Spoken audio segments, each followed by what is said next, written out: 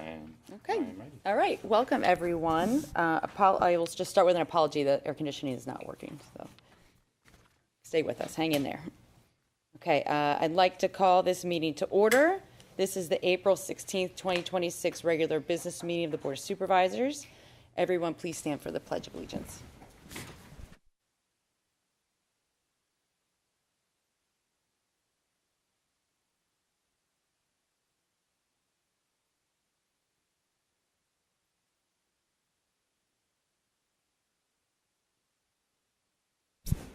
Take the roll. Chair Charles. Here. Vice Chair Newfigleis. Here. Supervisor Darby. Here. Supervisor McFarland is absent tonight. Supervisor Knights. Here. And our student representative, Maya Frazier. Here. Thank you. Thank you. Prior to tonight's business meeting, the board held an executive session to discuss personnel matters and litigation. And first, we're going to have an Earth Day proclamation. Supervisor Newfigleis. Thank you. Proclamation, Earth Month, April 2026. Whereas April is recognized globally as Earth Month, offering an opportunity to elevate environmental awareness and advance sustainable practices that safeguard our planet for future generations. And whereas the national theme for Earth Month 2026, Our Power, Our Planet, underscores underscores the importance of stewardship and collective responsibility, and whereas individuals and organizations are urged to harness our shared power to protect, preserve clean water, sustain local ecosystems, and build climate resilience, and whereas Lower Providence Township actively prioritizes solutions that cut waste, conserve energy, and strengthen the long-term resilience of our community. Now, therefore, the Board of Supervisors of Lower Providence Township hereby proclaim April 2026 as Earth Month and calls upon all residents to take meaningful action to protect our shared environment and help build a healthier, more sustainable future. Proclaimed this 16th day of April 2026. Chair Charles, Lower Providence Board of Supervisors. And I just want to say I do remember April 22nd, 1970, the first Earth Day, and I participated in that celebration. Thank you. On to...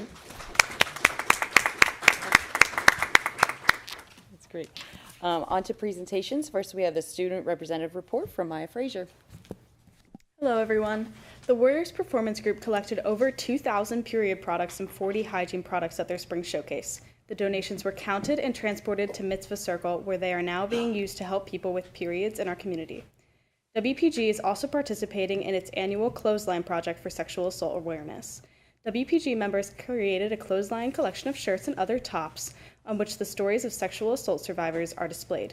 The clothesline project is done internationally in the month of April, and WPG has participated in it for nearly 30 years. Minithon, a student-led organization that raises money for pediatric cancer, held its main event of the school year last Friday. The club made just over $44,000 for the Four Diamonds Foundation. Also last Friday was Methacton's career fair. Students had the opportunity to walk around the gym and meet a variety of people from vastly different backgrounds and careers. This is a highly successful event and is done annually. The Methacton High School Art Show is in 11 days. It will showcase the work of Methacton's AP Art students and the work of other students in other art classes. Lastly, the International Thespian Society, which is the Honor Society for Theater, is hosting its third annual Drama Fest tomorrow at 7. It will showcase the plays of 6 senior thespian members and the cast of theater company members. And also, thank you to the board who may have participated in WPG's period drive. Great. Thank you very, very much for that update. On to the Eagle Scout. Do we have Amelia here? Great. Come on up. Come on down to the podium. Super. Okay. Eagle Scout Amelia LeVay. How do you say your last name? Is that correct? LeVay. LeVay? Yeah. Super. Amelia is a junior at Methacton High School. Amelia is a former resident of Roxborough and completed her Eagle Scout requirements as a member of Scouting America Troop 147. The troop was founded in South Philadelphia in 1915 and celebrated its 110th anniversary last year. So, Amelia, please, you have the floor, and tell us all about your project and how you're helping us. Okay. Hello, board members. My name is Amelia LeVay, and I am a 16-year-old Eagle Scout from Lower Providence. My home troop is in South Philadelphia, and I'm the 41st Eagle, or second girl, in my troop. Around this time last year, I completed my project, making 18 bird boxes for the Eastern Bluebird at Frank J. Pileggi Park in Upper Moreland Township. My project increases community involvement to Pennsylvania's Birdtown. And in June of last year, the township hosted a community event where the community came together, painted the boxes, hung them up, and had a presentation on the importance of the Eastern Bluebird to the park and its environment. And I have a few pictures to just hand out.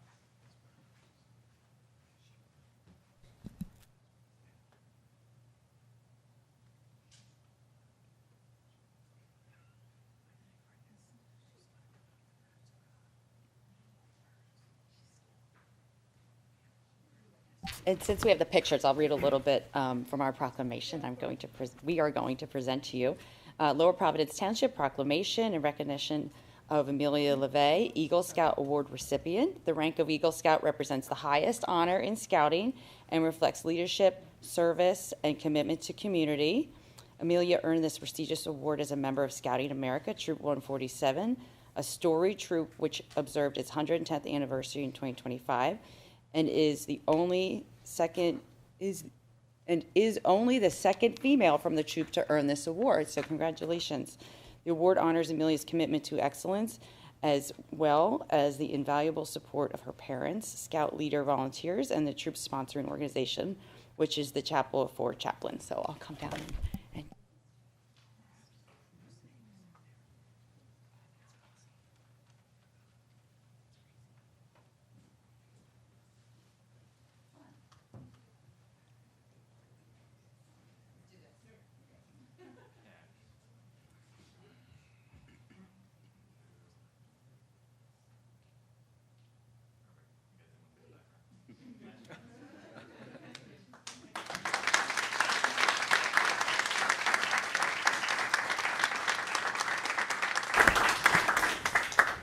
Hey, Amelia, as a former, or as an Eagle Scout also, I just wanted to say, super congratulations, and also, helping to break the glass ceiling, being a woman and an Eagle Scout. I noticed your Philmont belt. Oh, yeah. So I remember, carrying a backpack that was too big for me at Philmont, and so I hope you had a great time there.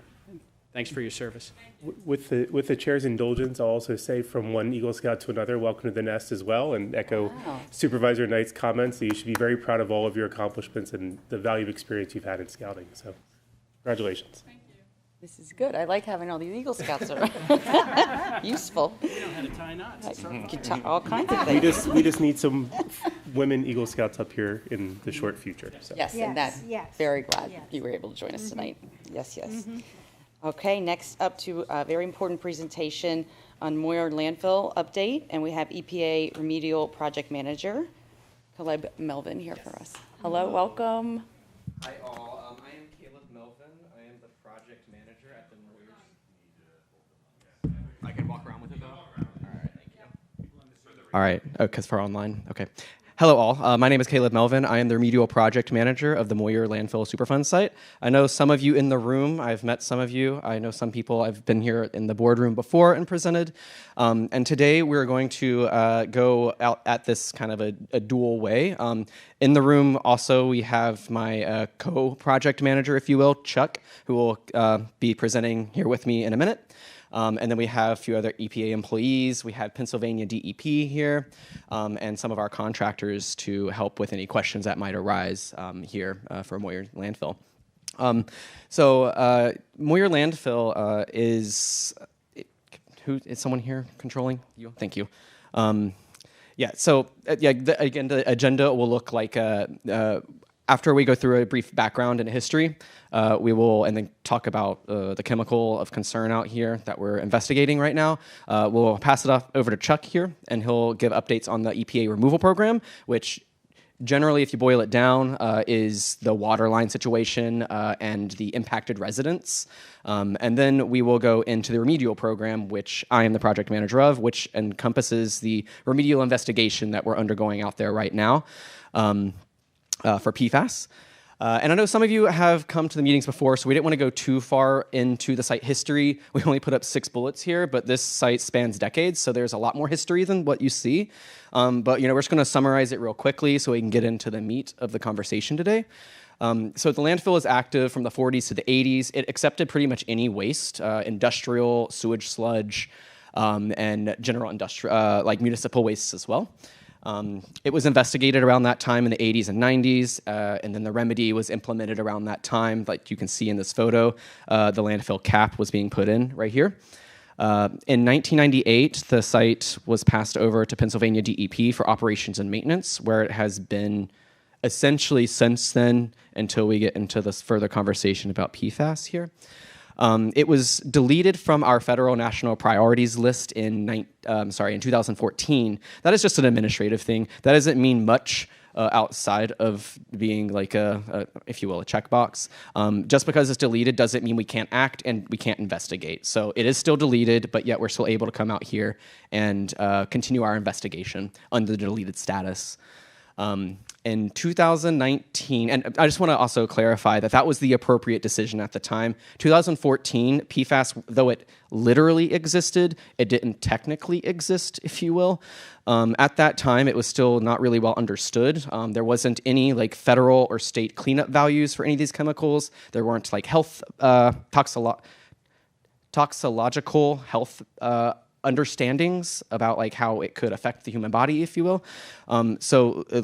At the time, it wasn't on the radar at all. There wasn't even analytical methods to test for it at that time. So that's why it was deleted. It literally existed, but not on the radar. In 2019 is when EPA and Pennsylvania DEP closed out the groundwater monitoring program at the site. There was years and years worth of data that demonstrated that the contaminants of concern at the time were below our cleanup values that we had established for the remedy. So those wells were closed and abandoned. And then in 2021, 2022, Pennsylvania sampled the site leachate and found PFAS in it at that time. And so we were left with, well, what do we do? There are no groundwater wells there, no monitoring wells. What do we do?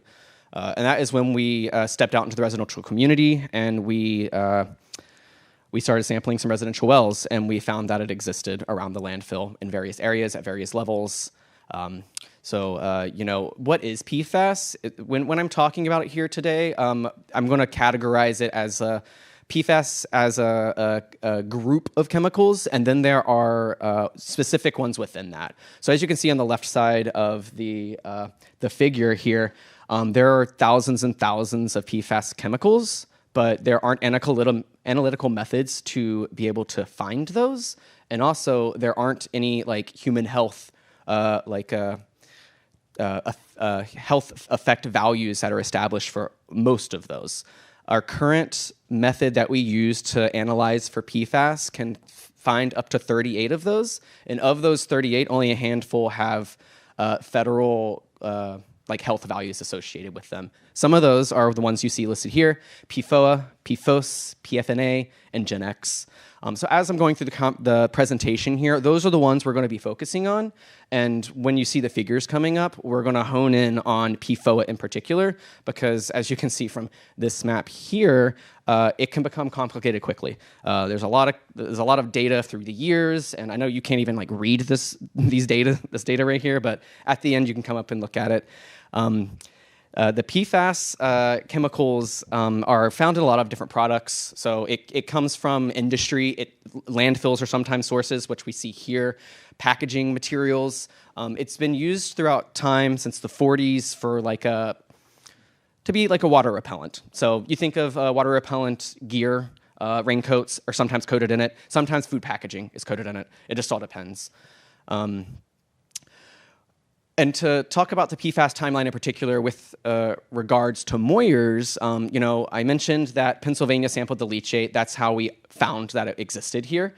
And then in 2023 in January, that second bulleted bullet there is when Pennsylvania established cleanup values for 2 of the chemicals of the ones that exist. And that gave us some teeth to act and to respond to. So we were able to do some residential sampling in 2023. And later that year, Chuck's program here, our removal program, came out and put in some filters. And then we did additional sampling after that. But officially in January 2024 is when we started our remedial investigation out at Moyers for PFAS in particular.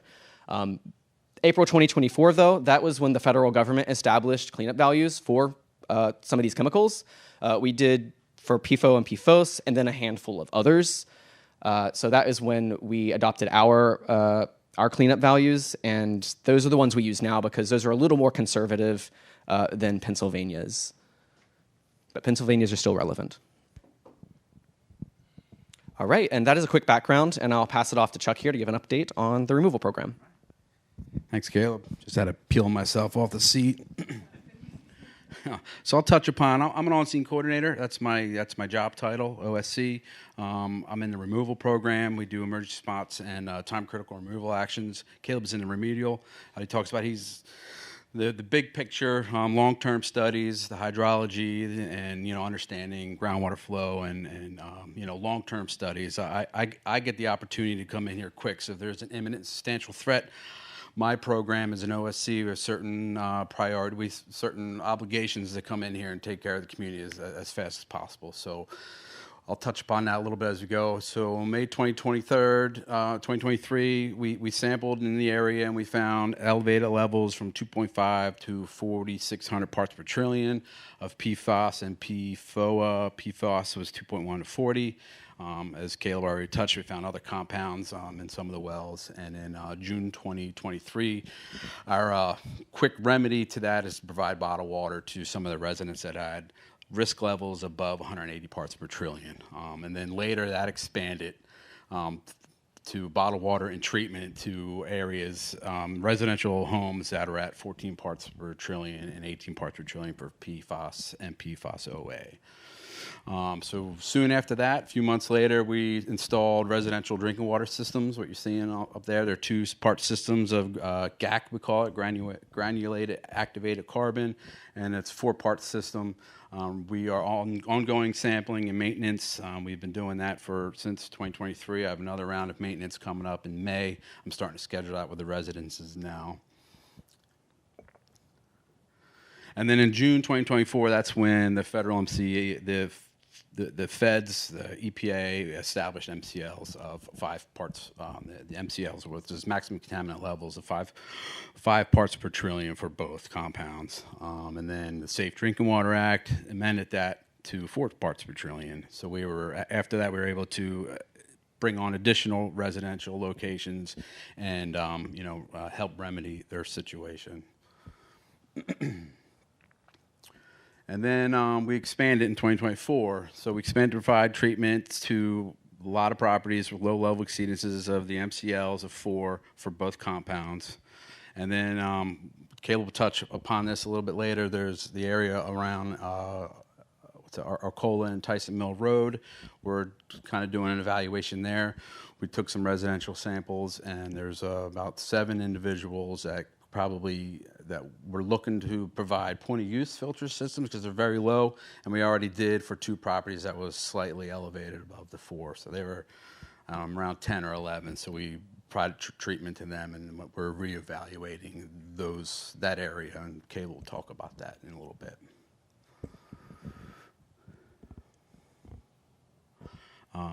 Sorry. Okay. So that's basically where we're at now. Right now, I'm in the planning phases for providing the water line through the 14 properties along Visitation Road and Moyer Road. I have access agreements for most of them, and we're in the planning phases of that now. So we had township meetings for the 30% design. We had one in November for the 60% design, and we're in the 90% design. And I see that coming up, at the end of June timeframe. I'll get into the schedule later. All these properties are in American Water, Pennsylvania American Water Service area.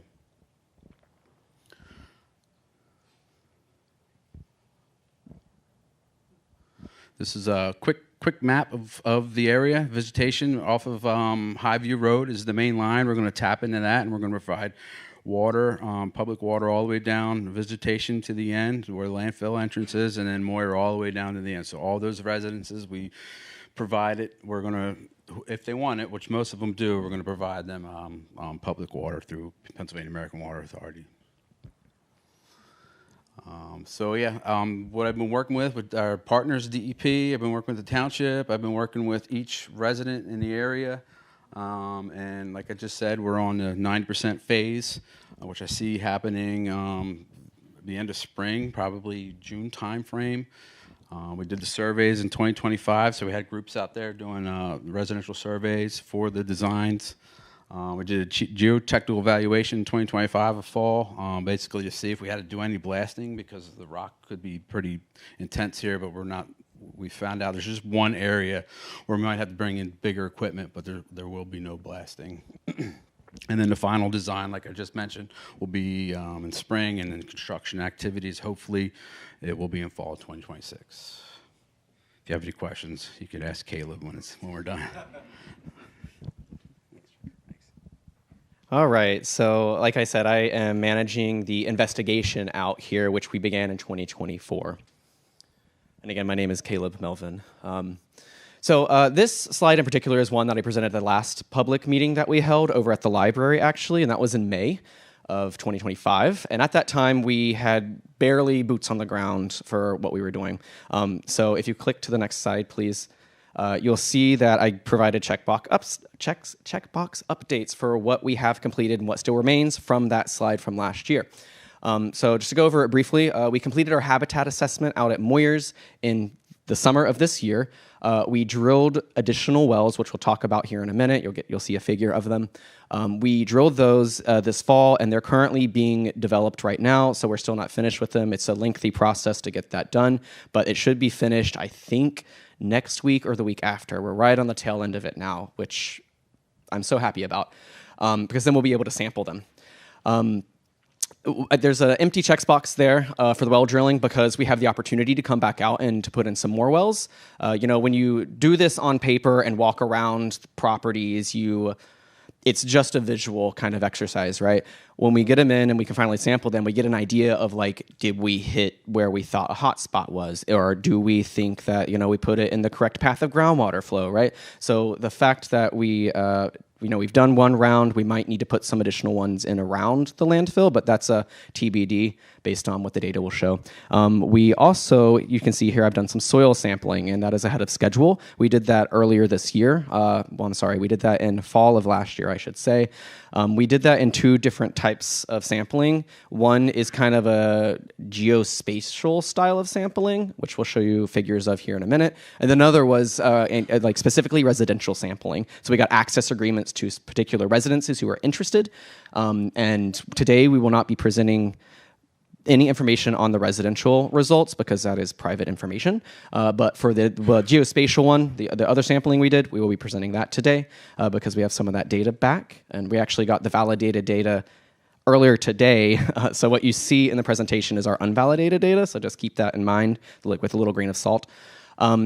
The last bullet here, surface water and sediment sampling. We have done multiple rounds of that, and that is what this is identifying here. The first one we did was in 2023, and then we came back out in 2025 in the fall, and then we also did one maybe last month in the winter.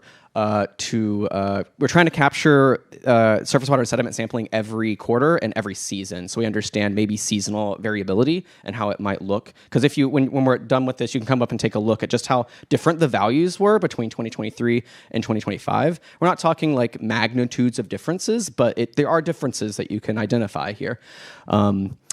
And yeah, we have two more events coming up. We have a spring one and then a summer one will be our final two. But when we're talking about the surface water later in this presentation, we don't have the data back from our winter round. We'll only be discussing the fall because the winter stuff, we haven't gotten literally any of that data back yet. It's still too soon. And this is something I wanted to touch base on really quickly is how the removal program and the remedial program are different. What Chuck mentioned earlier is that the remedial program is more involved in a true investigation, looking at groundwater flow, looking at fracture zones and bedrocks and such. So it's a more lengthy process. We are currently smack dab in the middle of the characterization phase in this investigation. To give it a time frame, I look at it as maybe a 5-year mark. So we're about, at year 2 now, so maybe 3 more years in this phase. What remains here is obviously we need to still do some sampling. We need to produce a report, an investigation report.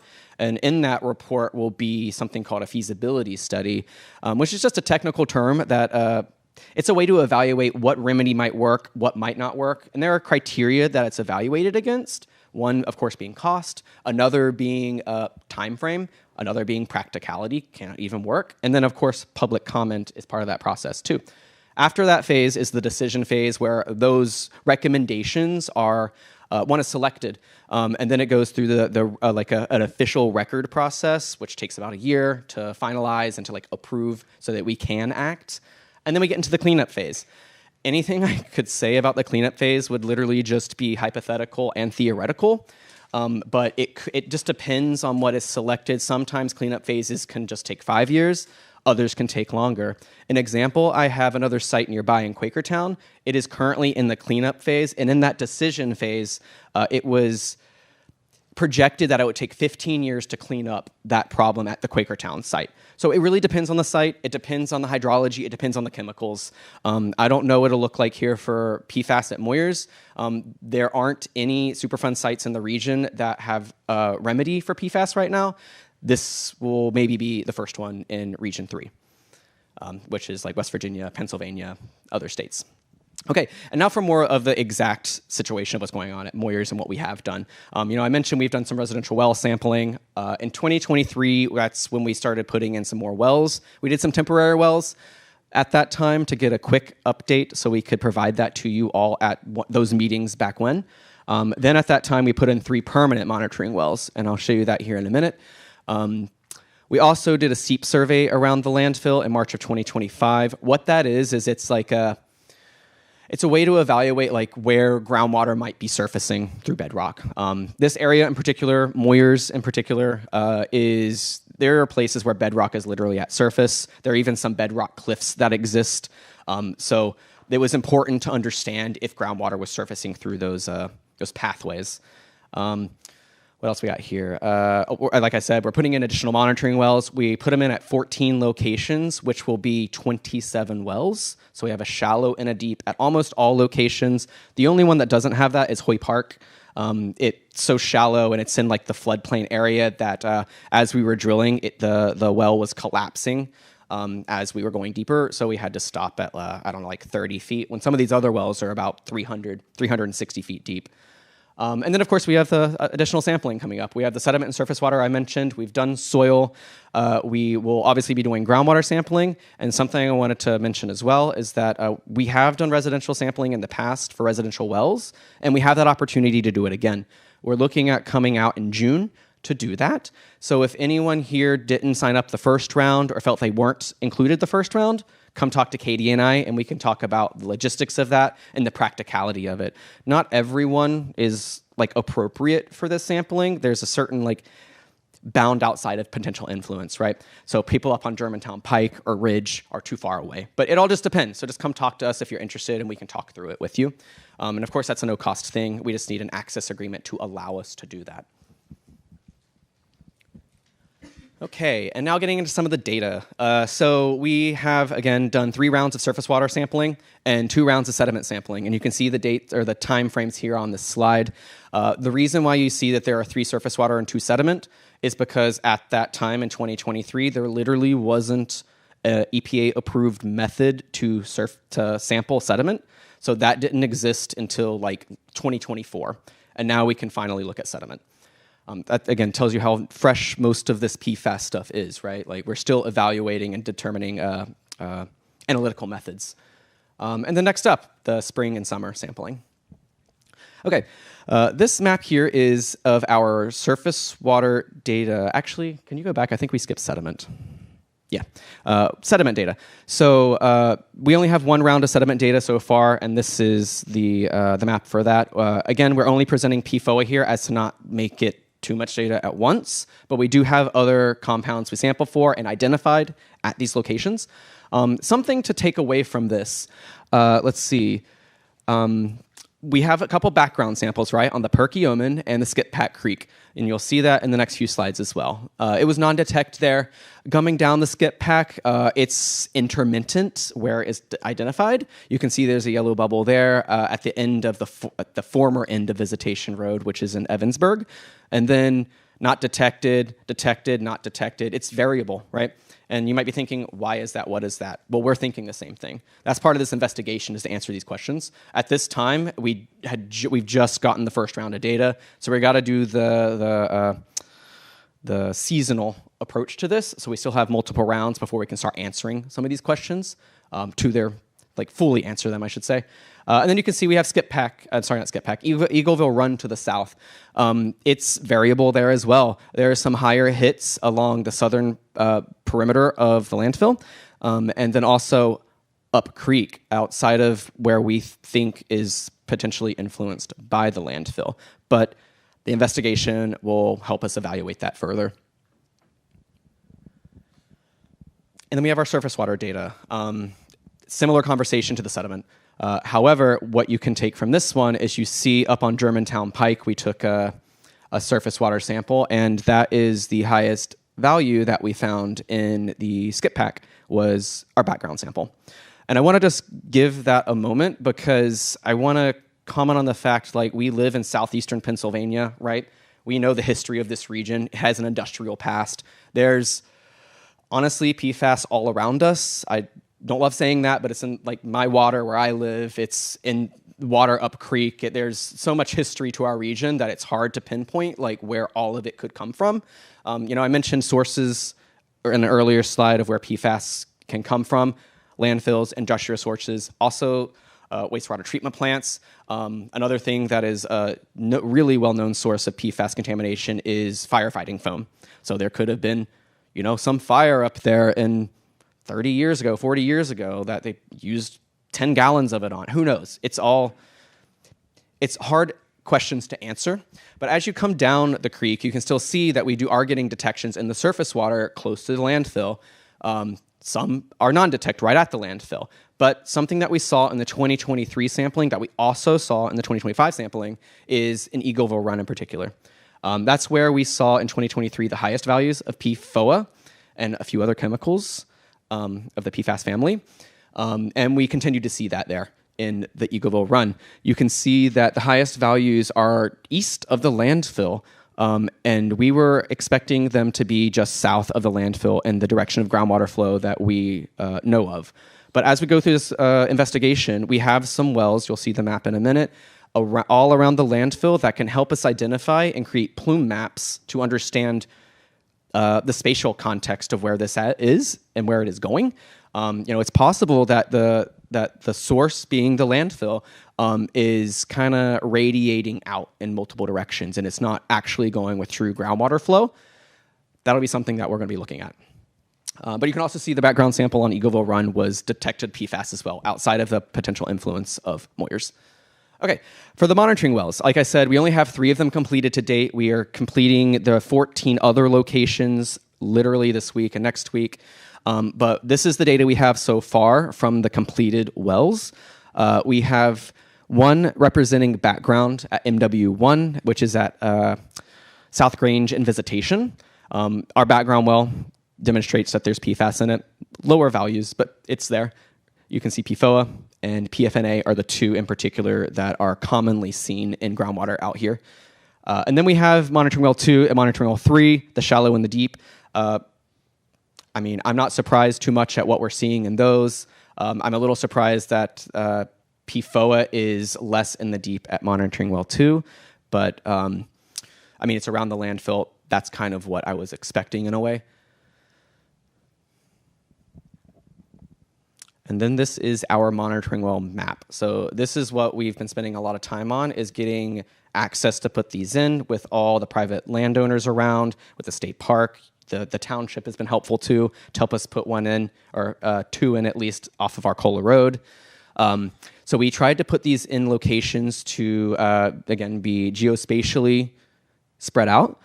But you all know that this area is mountainous, and especially over there, it's super mountainous. So, we want to put more in Evansburg Park, but it's just, you can't get a drill rig in there, and if you wanted to, you'd have to clear down, you'd have to, not deforest, but you have to clear a lot of trees for that to happen. So that's not something we were interested in. So we've spatially put them on other areas. These wells, as you can see, you can see that there are 2 at each location, except for that Hoy Park location we discussed. And also, we've done some soil sampling. These are the locations where we have sampled. The way that we sample for soil is either we bring in another drill rig and it punches down to 20 feet, if it can, or it's with a literal hand auger. And as you can imagine, with bedrock being shallow, you can't get very deep, honestly, with either of those. So when we go to the next slide here, you'll see that the data that we're presenting, though it's really small, the deepest that we were able to get to, I think, was, on the west side of the landfill, 11 feet. Up off of Grange, we got down to 5 feet. So again, we were aiming for 20, but that was not successful because the bedrock is shallow and the drilling can't get that far. But when we do this sampling with the rig in particular, a core comes out of the ground and we're able to collect a sample from specific intervals. So that's why you see like some of these 5 feet, that we have basically a sample every foot. A takeaway from this for me is it was a surprise, honestly, for me. I wasn't expecting to find it literally all around the landfill. Again, our background samples are our background most sample up in Evansburg at the north side, you can see up in the corner there, DPT 14. That is the second highest value of PFOA we found. And that is very well outside of the influence of Moyers. And then we have some samples right on the western boundary, and some of those were non-detect, which was peculiar to me. And then we have a sample, DPT number 5, on the northeast corner of the landfill. It's the one that goes down to 5 feet. I wasn't surprised to see that's our highest value there, but it was only detected in the first foot of soil and not in any of the 4 or 5 feet below that. So interesting data that's coming back. And again, we only got validated data, this data validated today in hand. So what you're seeing here is unvalidated. So again, grain of salt, it could change by nuance. The laboratory qualifiers, which you see in like the legend here, those could change as well. So this is the soil data we have so far at the site. Okay, and as for the next steps at Moyers, what do we still have that is remaining? Again, the seasonal surface water and sediment data we are still going to be collecting, so you'll see us around in some reflective vests. We're going to be sampling all the monitoring wells, not once, but twice at least. And we have in June the opportunity to do residential well sampling. So again, if you're interested, contact me or Katie Page here, and we can talk about access. And then we have the option to remobilize and do additional wells and additional sampling if we need and we must. If there are any like data gaps that we identify, we can come out and evaluate those gaps and try to fill them. And at the end of all of this, the point of it is to have a report that evaluates all of the data. Right now, it's just visual for us. It has to go through like statistical computations to understand its health effects and how it could like respond to specific organs in the body. But it spits out like an evaluation to understand, to quantify, I guess both quantify and qualify the data, so that we can like take action on it. We can understand how it is or isn't affecting people, how it is or isn't affecting the ecology of these streams. And once that is done, we then can move into that decision phase that we talked about, and we can a remedy can be selected, and then we can act and do a remedial action out here. And again, it just depends on what the situation is and what can be done. But at groundwater sites in general, the way it looks for like other compounds like metals or volatile compounds. It could be like pump and treat type of stuff with Chuck mentioned a GAC, which is granulated activated carbon. It could be pumped and put through that, and then that water is clean and discharged. It just all depends. It's all hypothetical. It could be injections maybe. There could be barriers that are put in the ground to stop groundwater from contaminated groundwater from traversing through it. So, I mean, it really just depends. And again, the time frame depends as well. But we're, again, in the middle of the investigation stage, and this is the data we have to date. Otherwise, this is our contact information. My name is there at the top. I am the remedial project manager for the investigation out here for PFAS. Katie Page is below me there on the page. She is our community involvement coordinator. So if any of you have any questions at any time, she is a great resource to put you into contact with anyone at the EPA who can help, or even with Pennsylvania DEP. She has contacts there, Safe Drinking Water Program, their HASCA program. We have Chuck's contact here, the on-scene coordinator for the removal side, which is essentially the residential impacts. And then we have Jenna's contact here. Jenna is she is the project officer for Pennsylvania, and she not only, but mainly manages the operation and maintenance of the landfill as you know it, meaning like the landfill cap situation and the leachate. So feel free to contact any of us. And we can have questions from anyone, if anyone has any questions. Yes? Yeah, we're, I'm residents of here, and are you, first of all, are you informed about 2027 and 2029, the standard for water quality federals? The what for water quality? 2027 and 2029, there are standards. Right now, Pennsylvania water standard, they do not meet the standards. So the information related to the water, specifically organic material, which is in their post, is for 2024. Right now, we are in 2026. So they haven't even posted. But what you mentioned, there are data that 10 years ago, we never violated, we never had that kind of a standard. I do have data from Audubon Water Company that they used to publish quarterly of their water, and they met the standards. So my question from you, what are you going to do? How are you going to stop it? We do know that it's all organic material. So there are two ways to remove the organic material in the water system. One is not to put more. The second is to find out systems to contain that. Yeah, well, I mean, the reality is that like industry kind of gets to do what they want. And pollution exists.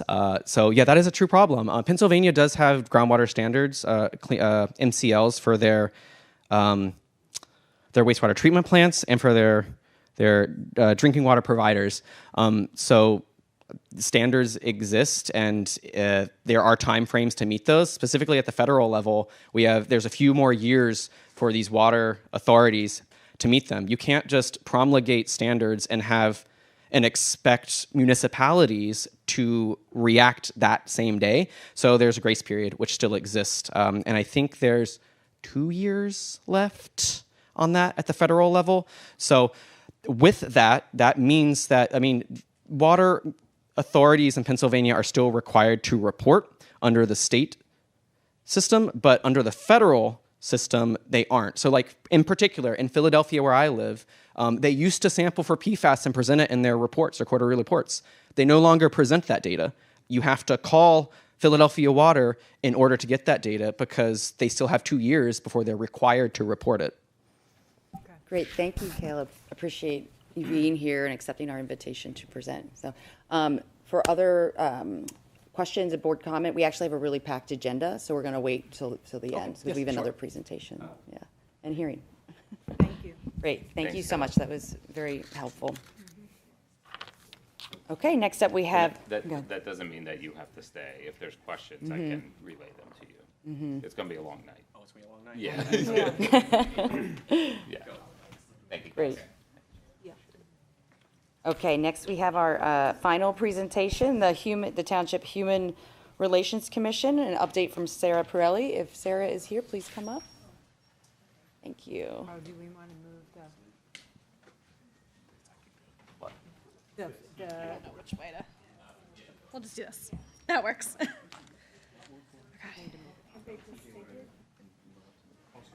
Thanks, Paul. That was totally fine. Okay. Great, hi, welcome. Hi, thank you for having us. So I'm here on behalf of the Lower Providence Human Relations Commission. So if you switch to the next slide, we've been a group from 2023 to current and continue on. This was created by the Township Ordinance 674 that was voted on and put in place in November of 2022, and then appointments were made in 2023. I'm one of the first of the 4 people that were appointed. Currently, we do have 4 people in this commission. So the Human Relations Commission, it implements, supports local enforcement of the Pennsylvania Human Relations Act, addresses discrimination in housing, employment, commercial property, and public accommodations. So we as a commission serve as an advisory, educational, and referral role within the township. Okay. So the whole purpose of the commission is to ensure equal opportunity and fair treatment for all residents and visitors. We serve the functions outlined in the township ordinance that was put in place in 2022. We disseminate accurate information and resources related to civil rights and fair housing, and we support a strong, inclusive, and informed community. So during our time as the Human Relations Commission, we've had a few accomplishments. So we really focused on training and education. So starting in 2024, we had our first presentation from the Pennsylvania Human Relations Commission on fair housing training. About 20 participants joined that. It lasted for about an hour or so, and it really focused on fair housing fundamentals, protected classes, and complaint processes. So it strengthened the local understanding of rights and responsibilities under our state law. So we also expanded past the township as a regional collaboration. So over the past few years, multiple HRCs have come to fruition. We started meeting. We've had 2 roundtables that included 5 municipalities locally. The first one was to really share and discussion, exchange ideas, kind of what's happening in our area as politics and the environment and industry kind of evolves. The second one had a featured guest from the county, who is Nellie Jimenez. She's the Director of Immigrant Affairs, and that was really to touch base on kind of hot topics going on in the community, in the county, and how human relations commissions can really band together, group together, and help the residents in our community. So going forward, we have a few things planned for the future. In the very near future, starting in May, going into the summer, we're going to work with Lower Providence Township to organize a food car drive to support the community policing department's outreach efforts. So there's a lot of need in our community, especially in the summer months, working with the social worker, with the township, to really help support the residents within the township. So going into the summer, please watch out for information for this local food car drive. We also continue to plan regional HRC roundtables. We've been invited to another one to really expand the growth and the relations amongst the community. We are continuing to identify additional opportunities to share information and resources within the community. These might be, open discussions. It might be different trainings offered, and then different speakers that we can host here to present to the community as educational. And then in the fall, we are looking at, I think that's on, oh, that's not, that's, we are looking at helping with the coat drive and different implementations in the township to really help the community in any way we can. Thank you. Okay. Great, thank you, Sarah. You ran away so quickly. As the liaison for the Human Relations Commission, I just want to say thank the community for stepping up and being a part of this commission. It's so important for our diverse community, and thank you, Sarah, for the hard work, and the other 3 on the committee as well. And Paul, thank you for guiding us and leading us through it all. So. That's all I have to say. But thank you for presenting what has been done already. And I, I just had a little bit of an epiphany based on, what you set up here.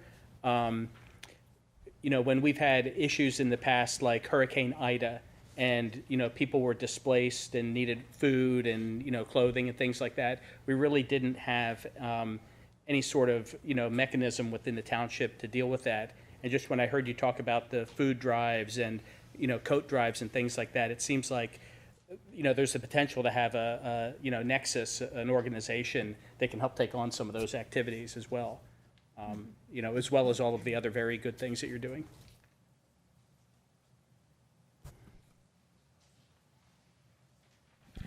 Okay, thank you again. Next, on to the consent agenda.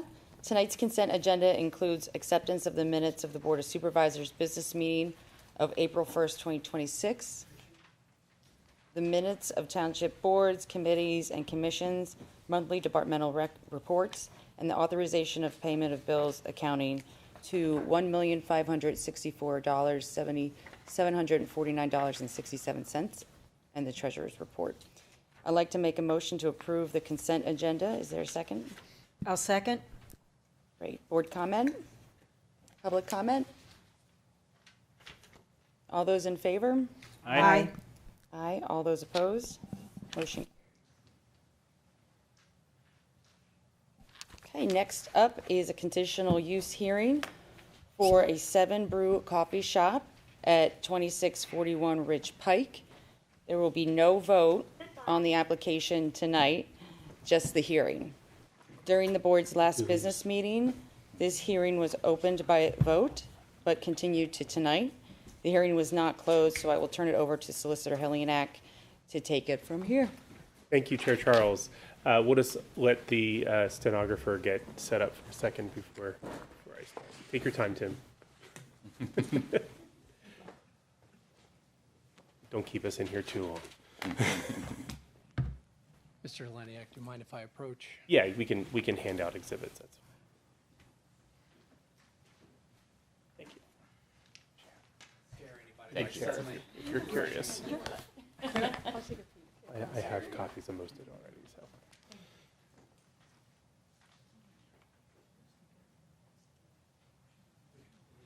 I would love one.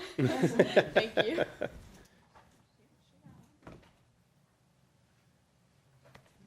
All right, so we'll go on the record. This, as the chair mentioned, this is a continued hearing from the board's Wednesday, April 1st, 2026 meeting. At that time, the hearing was opened, and I'll just repeat for everyone's benefit tonight the exhibits that were entered on the board's behalf. They included T1, the application packet, T2, a copy of the notice, T3, the proof of posting, T4, the proof of publication, and T5, the proof of mailing.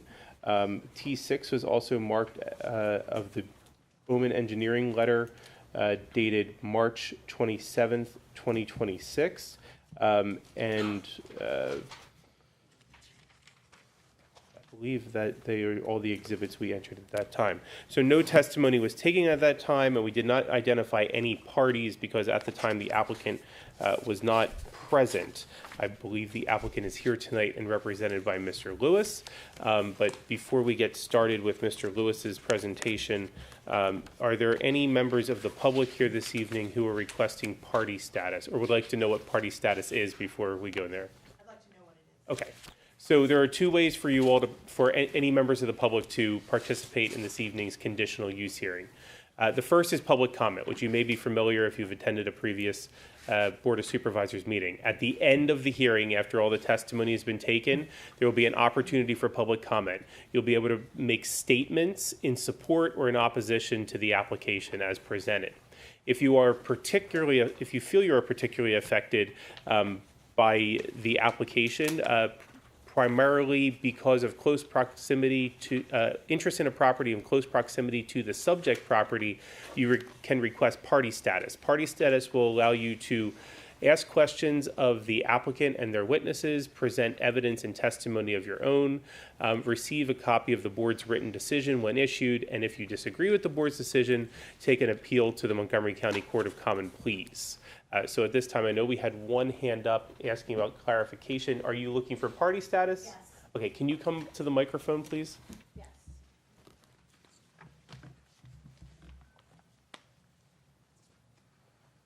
Your name, please. Beth Pfeiffer, Can you spell- P-F-E-I-F-E-R. I'm not as quick as Sorry, the stenographer. P-F-E-I-F-E-R. Thank you. And your address, Ms. Pfeiffer? 16 Evans Road, Eagleville. And did you receive mailed notice of? Yes. You did. And I know you pointed to the map.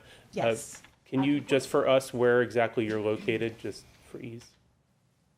On the outside, so you back one right here. in the middle, the pie-shaped one? Yes. Okay. Mr. Lewis, do you have any questions or any objections to Ms. Pfeiffer's party status? I have no objections. Given her close proximity to the site, I think she would meet the standard. All right, since she has received mailed notice and she is in close proximity to the site, I would recommend to the board that we grant Ms. Pfeiffer party status. Is there any objection?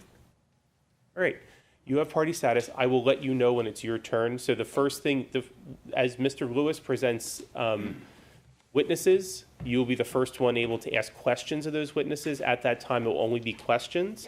After Mr. Lewis has finished his entire presentation, we'll then allow you to make an affirmative presentation of any testimony or evidence you'd like to offer.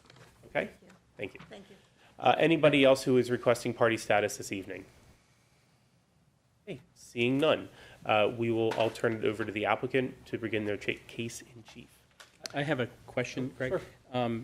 Should the person getting party status, are they entitled to a copy of this, or? Typically, do you have any additional ones, or we can steal it from?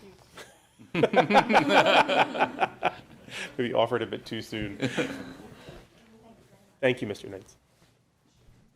I think we know our exhibits well enough, but Fair enough. if we need to, we'll steal one. So good evening, everybody. Rob Lewis from Kaplan Stewart. I represent Brew Team, the lessee of the property located at 2641 Ridge Pike. With me this evening over my left shoulder is Travis Odom, the principal of Brew Team, a franchisee for 7 Brew coffee shops. Before you this evening is our application seeking conditional use approval in accordance with Section 143-260J of the Lower Providence Township zoning ordinance, and that is to permit a fast food restaurant with drive-through in the Ridge Pike Business District. As is my practice, I've handed to the board pre-marked exhibit packages. I've also provided those electronically. I'm not sure if we'll have all of them available or not. Either way, they're in front of the board. If you would permit me a couple of moments, I'd like to identify those for the record, and in doing so, I can provide some background and a summary of the application, and then I will call Mr. Odom to testify. I think between Mr. Odom and myself, we can certainly answer any questions that you or anybody else has.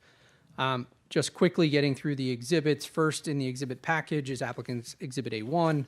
It's simply a deed to the property vesting title and the legal owner, Montgomery Del Valle Association. Exhibit A2 is a copy of the executed lease to my client, Brew Team, LLC. Exhibit A3 is a copy of the owner's authorization permitting my client to seek conditional use approval that is before you this evening. Exhibit A4 is a copy of the application that was filed seeking conditional use approval filed by my client. Applicant's Exhibit A5, this is an aerial image of the property, not unlike what's on the screen. So I'll pause there for a moment. The property at issue this evening is about 1.19 acres. It is improved with a now vacant former sit-down restaurant.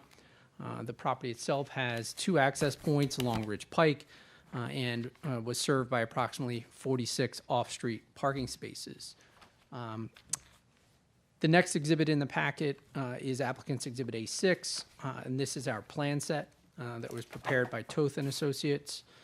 It's important to note that I included in your exhibit packet a complete plan set that has been submitted as part of our land development application for this project. That land development application is pending, and as I'm sure this board is aware, would be the next step in this process if we ultimately obtain conditional use approval.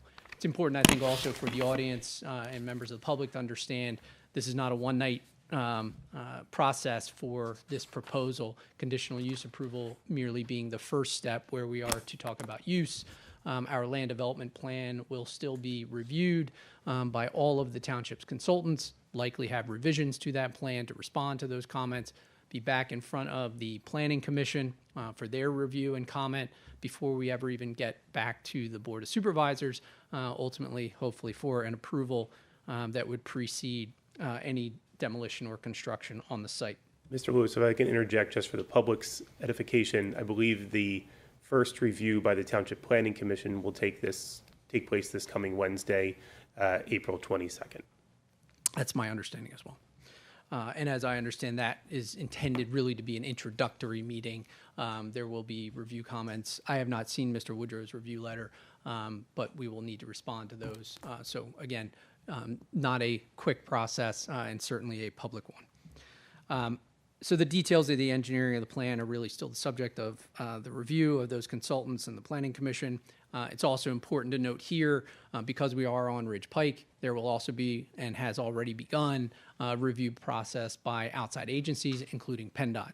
I know that your traffic engineer is here this evening as well. He may comment, but he has been included in the preliminary discussions with PennDOT regarding modification to our highway occupancy permit and the scope of the study that we are presenting to PennDOT.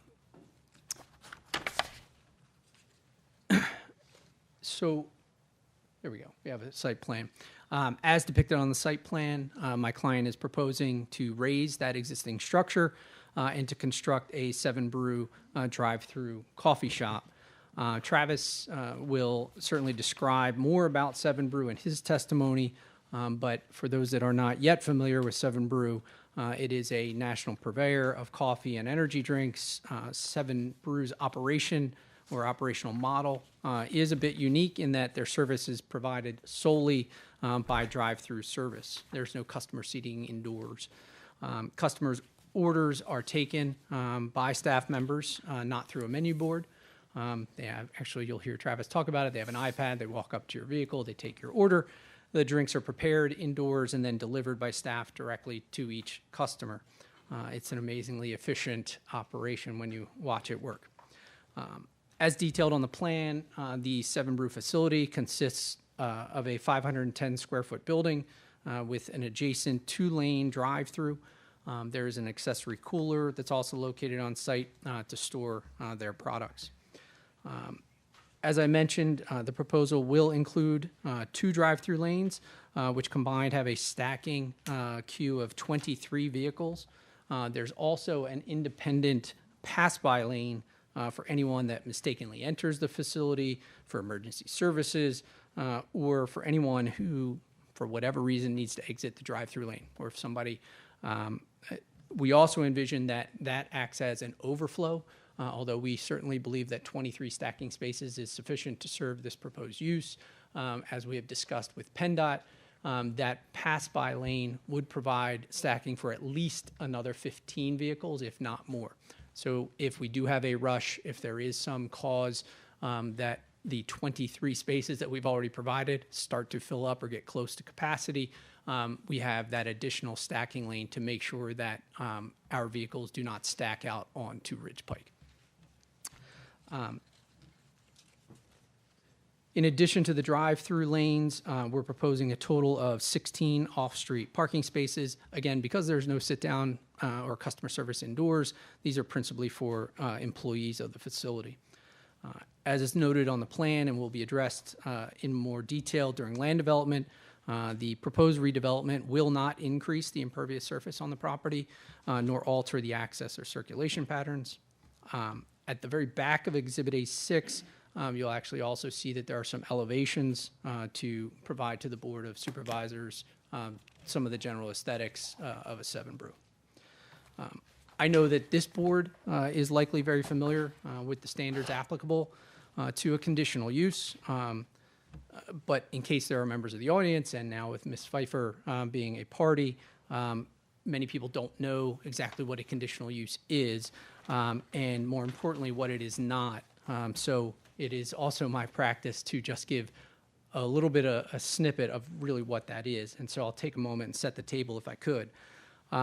Most importantly, a conditional use is not a deviation from the zoning ordinance, but rather it's a permitted use, a use to which an applicant is entitled if they demonstrate compliance with the objective criteria of the ordinance. Because a conditional use is a specifically permitted use, it is presumptively consistent with public health, safety, and welfare, unless an objector demonstrates through specific, non-speculative evidence that the proposed use will have a greater detrimental impact on the public health, safety, and welfare than would typically be associated with that type of use. In this case, the Lower Providence Township zoning ordinance, specifically section 143-260J, does contain some specific objective criteria. Kudos to Lower Providence for actually getting that correct. Many township ordinances fail to put any objective criteria in for conditional uses. The first two, requiring a unified architectural theme with other buildings on the property and requiring submission and review of a landscape plan where the project is not subject to land development application. They simply aren't applicable to this project because there are no other buildings on the property, and we will be processing a land development application. The final objective criteria is actually referenced to another section of your code and provides that drive-through service facilities are to meet the standards of section 143-259J. It's in this section where we find some additional objective criteria. In there, I'll just run through those very quickly.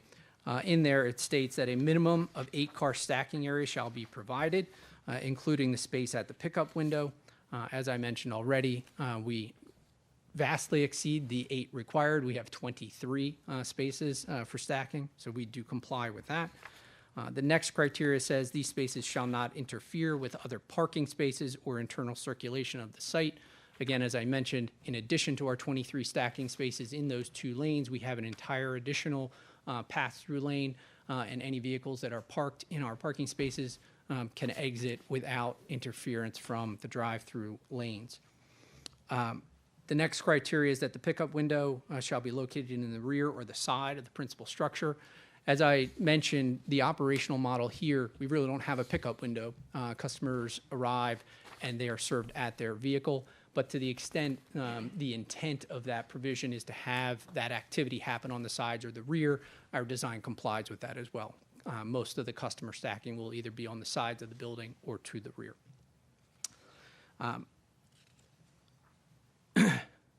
That's all for the objective criteria in your zoning ordinance. The zoning ordinance does also have a section applicable to all conditional uses, which is Article 14, which is Section 14380.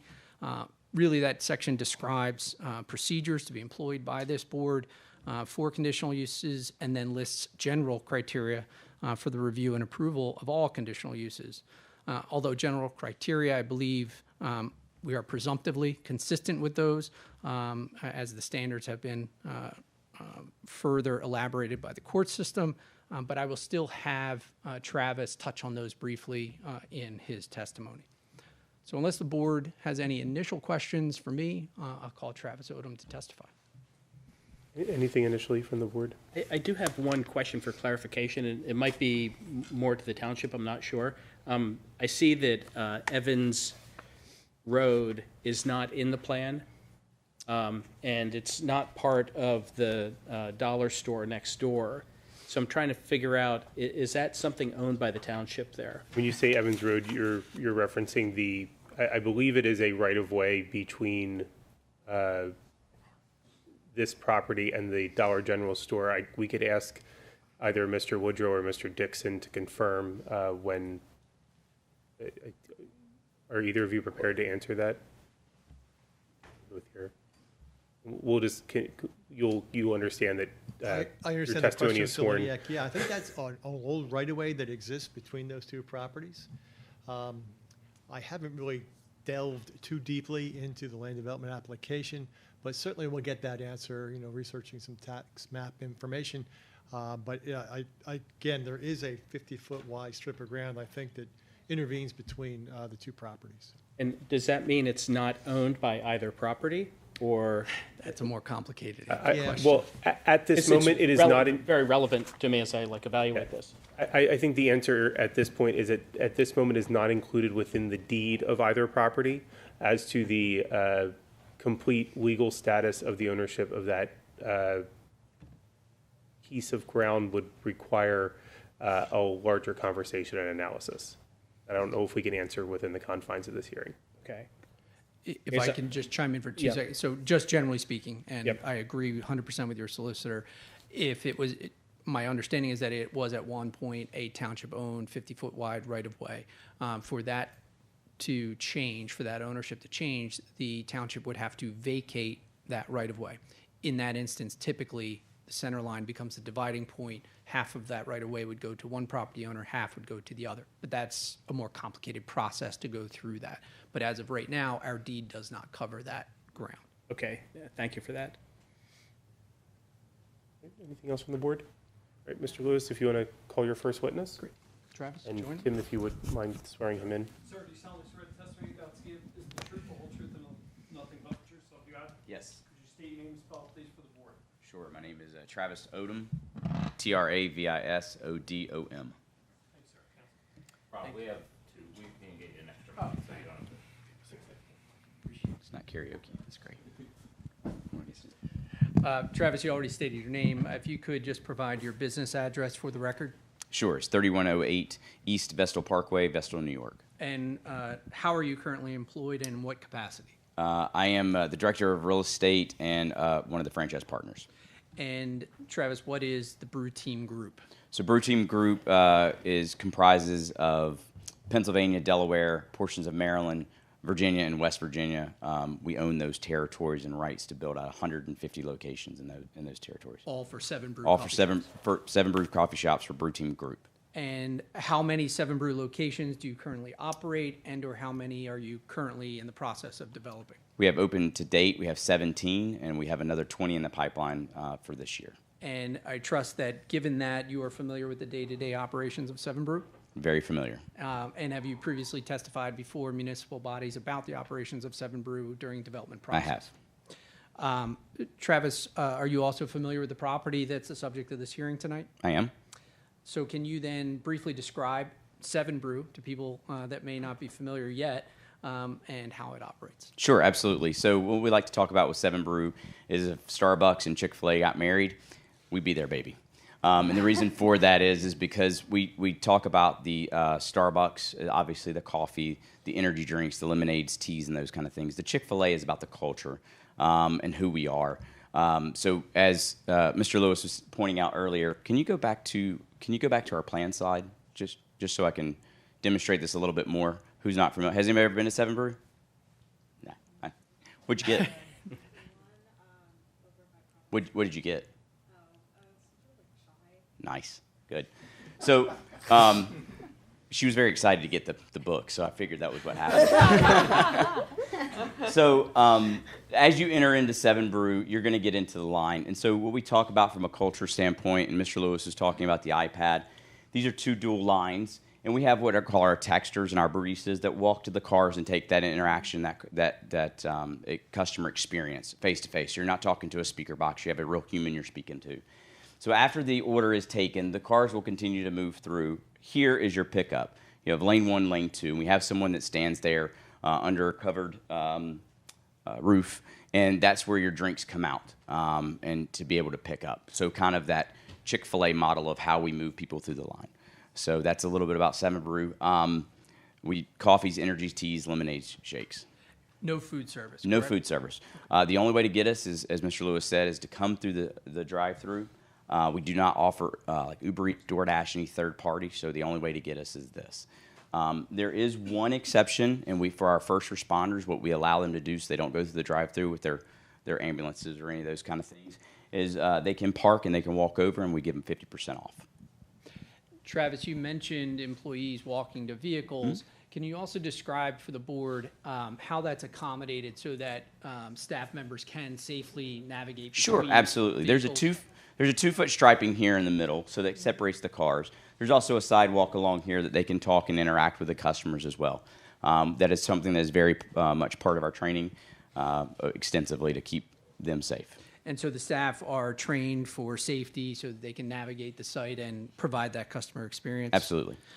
And are your employees also trained how to manage stacking and queuing of vehicles during peak periods? Yes, they are. And can you describe some of the methods that you might employ to handle peak periods? Absolutely. So we talk a lot about, we use the word avocado. That's just a way for we talk to them to move the cars forward. So when they're talking, if there is a gap between cars, we ask the car to politely move up, and then we'll continue to take their order as they're moving. So the idea is to keep those cars continually moving through the line so there is no backup. And I assume that given your knowledge of the industry, of your product, you can speak a little bit to the average service time and compare that maybe to industry standards? Yeah, so for us, our goal is to be at 3.5 minutes or less from the time that you take your order to the time that you pick up your drink and leave, which is, I think we do a fairly good job to be able to put through throughput. And Travis, this location, as I mentioned, is proposing a double drive-through, and that can provide stacking in and of itself for 23 vehicles, correct? Yes, sir. And that meets or exceeds the ordinance requirements, correct? That is correct. In your opinion and based on your experience, is that stacking sufficient to handle the volume of business you expect for this location? I do. And based on your experience, do you have data to support what the average peak stacking is for a 7-brew facility? We do. And what is that? We have hours and hours and hours of data from numerous locations through our Pennsylvania locations, in particular Mechanicsburg, PA, thousands of hours of watching data. And at our peak, we got to 21 cars. Okay. What was the location? Mechanicsburg, Pennsylvania. Mechanicsburg, thank you. And Travis, generally speaking, what are your anticipated hours of operation here? We're open Sunday through Thursday, 5:30 a.m. till 10 p.m., and Friday and Saturday until 11 p.m. Okay. And Travis, what are you, generally speaking, also, what are your anticipated peak hours of operation? The great thing about 7-Brew is there is no peak hours. We're very spread out through the day. 41% of our businesses up until 41% of our businesses up till 11 a.m. And then we have another 45% up till 6 p.m. And then it slows off from there. Travis, coffee in the morning, energy in the afternoon. Coffee both times for me, but I'm sorry to interrupt again. Can you repeat the hours of operation? Sure. 5:30 a.m. till 10 p.m. Sunday through Thursday, and then we're open till 11 p.m. on Friday and Saturday. Thank you. You're welcome. Travis, many restaurants and other businesses, when they open, have a bit of a honeymoon period where volume exceeds, what will be the eventual expected levels. Sure. Do you have a similar experience with 7-Brew, and how do you handle that period of time? Absolutely. So it takes about 90 days, and a majority of that is just training the customer. We are still a new brand that is coming to the area, so a majority of the customers still learning what a menu option is, menu items are. So that's one of the things, and we do a really good job. We overstaff our locations. This location in particular, our goal is to hire 100 people. That's our goal for every location, is to hire that many people. So we'll train them. We bring a whole team in to train the staff. There will be 15 to 20 trainees that come into the location. They are with them for a period of time. We do have a ramp-up period of what we do to train the staff. And am I also correct that typically during those honeymoon periods, you work with the township, local police, local fire police, just to ensure that things run smoothly during that period of time? Correct, yes. And you would agree to do that in this location as well, to ensure that it runs smoothly and we don't impede traffic on Ridge Pike? Absolutely. Travis, I think we reviewed this together preparing for the hearing. Am I correct that you are familiar with the general standards set forth in the Township Ordinance for conditional uses? I am. And in your opinion, the proposed use will satisfy those general requirements for all conditional uses? Yes. Travis, based on your experience, do you believe that the proposed 7-Brew will have a negative impact on the public health, safety, or welfare? Absolutely not. And do you believe that the impacts of the proposed 7-Brew will be greater than those that would be normally expected from a drive-through facility? No. Do you believe that the proposed 7 Brew is compatible with the surrounding uses? I do. And do you believe that the 7 Brew will impair the appropriate use or enjoyment of adjoining properties? No, I do not. Those are all the direct questions I have for Mr. Odom. Mr. Lewis, before I open it up to questions, first from Ms. Pfeiffer and then to the board, is Mr. Odom you have other witnesses besides Mr. Odom? No, given the standards set forth in the ordinance, we only have Mr. Odom, and also given that we still have an entire land development process, to the extent there's detailed engineering questions, we would intend to address those during the land development process. So I'm going to ask Ms. Pfeiffer, if you want to come forward at this time. This is your opportunity to ask Mr. Odom questions. Yes. Okay. Hi. Hi, how are you? Good. First, let me state that I'm not opposed to filling that empty Sure. space. So let me start by saying that. I do have a couple questions in terms of the actual plan. 23 vehicles sounds like a lot of vehicles. And it kind of sounds like a lot of like exhaust from idling cars sitting there. Being that my house and my neighbors' houses are right there, what are you doing to try to keep the emissions from rising from my daughter, who is still out there on her scooter, as well as all the other neighborhood kids, from keeping them not breathing in any emissions or exhaust? Yeah, so I understand the question. As far as, let's go back to the peak. So I talk about the data of the peak of the 23 cars, of all the thousands of hours that we have. I think I believe it's like 3,200 hours of it happened for 3 minutes. In our normal everyday, it's 10 to 12. Saturday mornings, we're going to get 23 cars for just a little bit of time. From an emission standpoint, we're moving them as fast as they possibly can so they're not idling. Okay. Mechanicsburg, Pennsylvania, can you compare that to Lower Providence, Pennsylvania? What's the difference in the municipality, in the number of people who live around, in the proximity to Philadelphia and to people who want their coffee or want their Starbucks or want their 7 Brew? Is there a comparison to be made there between Mechanicsburg and Lower Providence? Great people. I mean, people. Great people. Yeah, I mean, you're welcome. See, we have an Eagle Scout from Mechanicsburg. No, listen, we go into a community that fits the footprint of what people are looking for. That's how we determine it. The population is very similar to what is in Mechanicsburg here in Norristown. Same demographic. Those are the things that we are driven by. Car counts, generators that are in. So it's no different than what's in Mechanicsburg, is what I would say. They're very, very similar. That's where we go, is to the similar locations. Okay. So can you also compare the traffic results in Collegeville? I'm assuming that you had something to do with the Collegeville location. I did. Okay. I've driven past there at 6 p.m. on a Sunday, and there's 5-car deep, 2 lines, 5-car deep in that parking lot. I mean, it's a big parking lot with no houses like backing up to it or anything like that. There's several houses across the street. Across the street. Across the street. But it's not in direct line of where these cars are going to be parked or idling or moving through the line. Can you compare what you think the Collegeville location versus what you believe the Lower Providence? Do you believe it's going to be similar?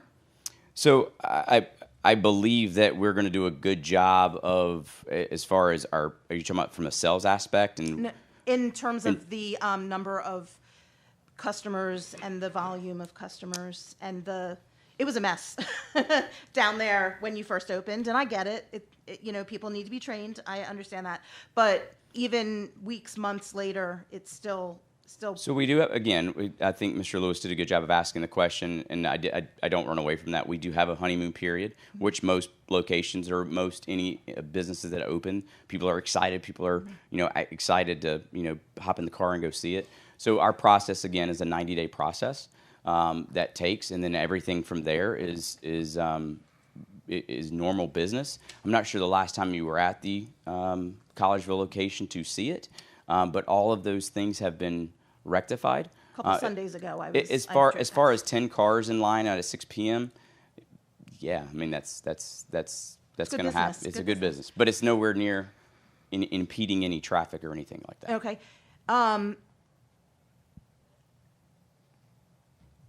So I've done a little bit of, I've pulled some stuff off of the application, and I would like to know how you come to the 18 new trips during weekday AM peak hour, 2 new trips during the weekday PM peak hour, and 31 new trips during the Saturday midday, and 15, well, the 15 parking.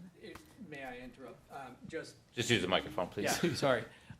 So that kind of data is going to be supported by a traffic engineer and then reviewed by the township's traffic engineer. Mr. Odom is an operator. He's not a traffic engineer. So he doesn't know how those numbers came about. I can explain that a little bit to you. I'm also not a traffic engineer, as you know, but generally speaking, and Mr. Dixon will tell me if I am wrong.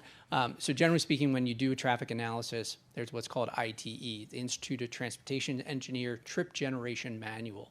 In the trip generation manual, there are hundreds and hundreds of different uses.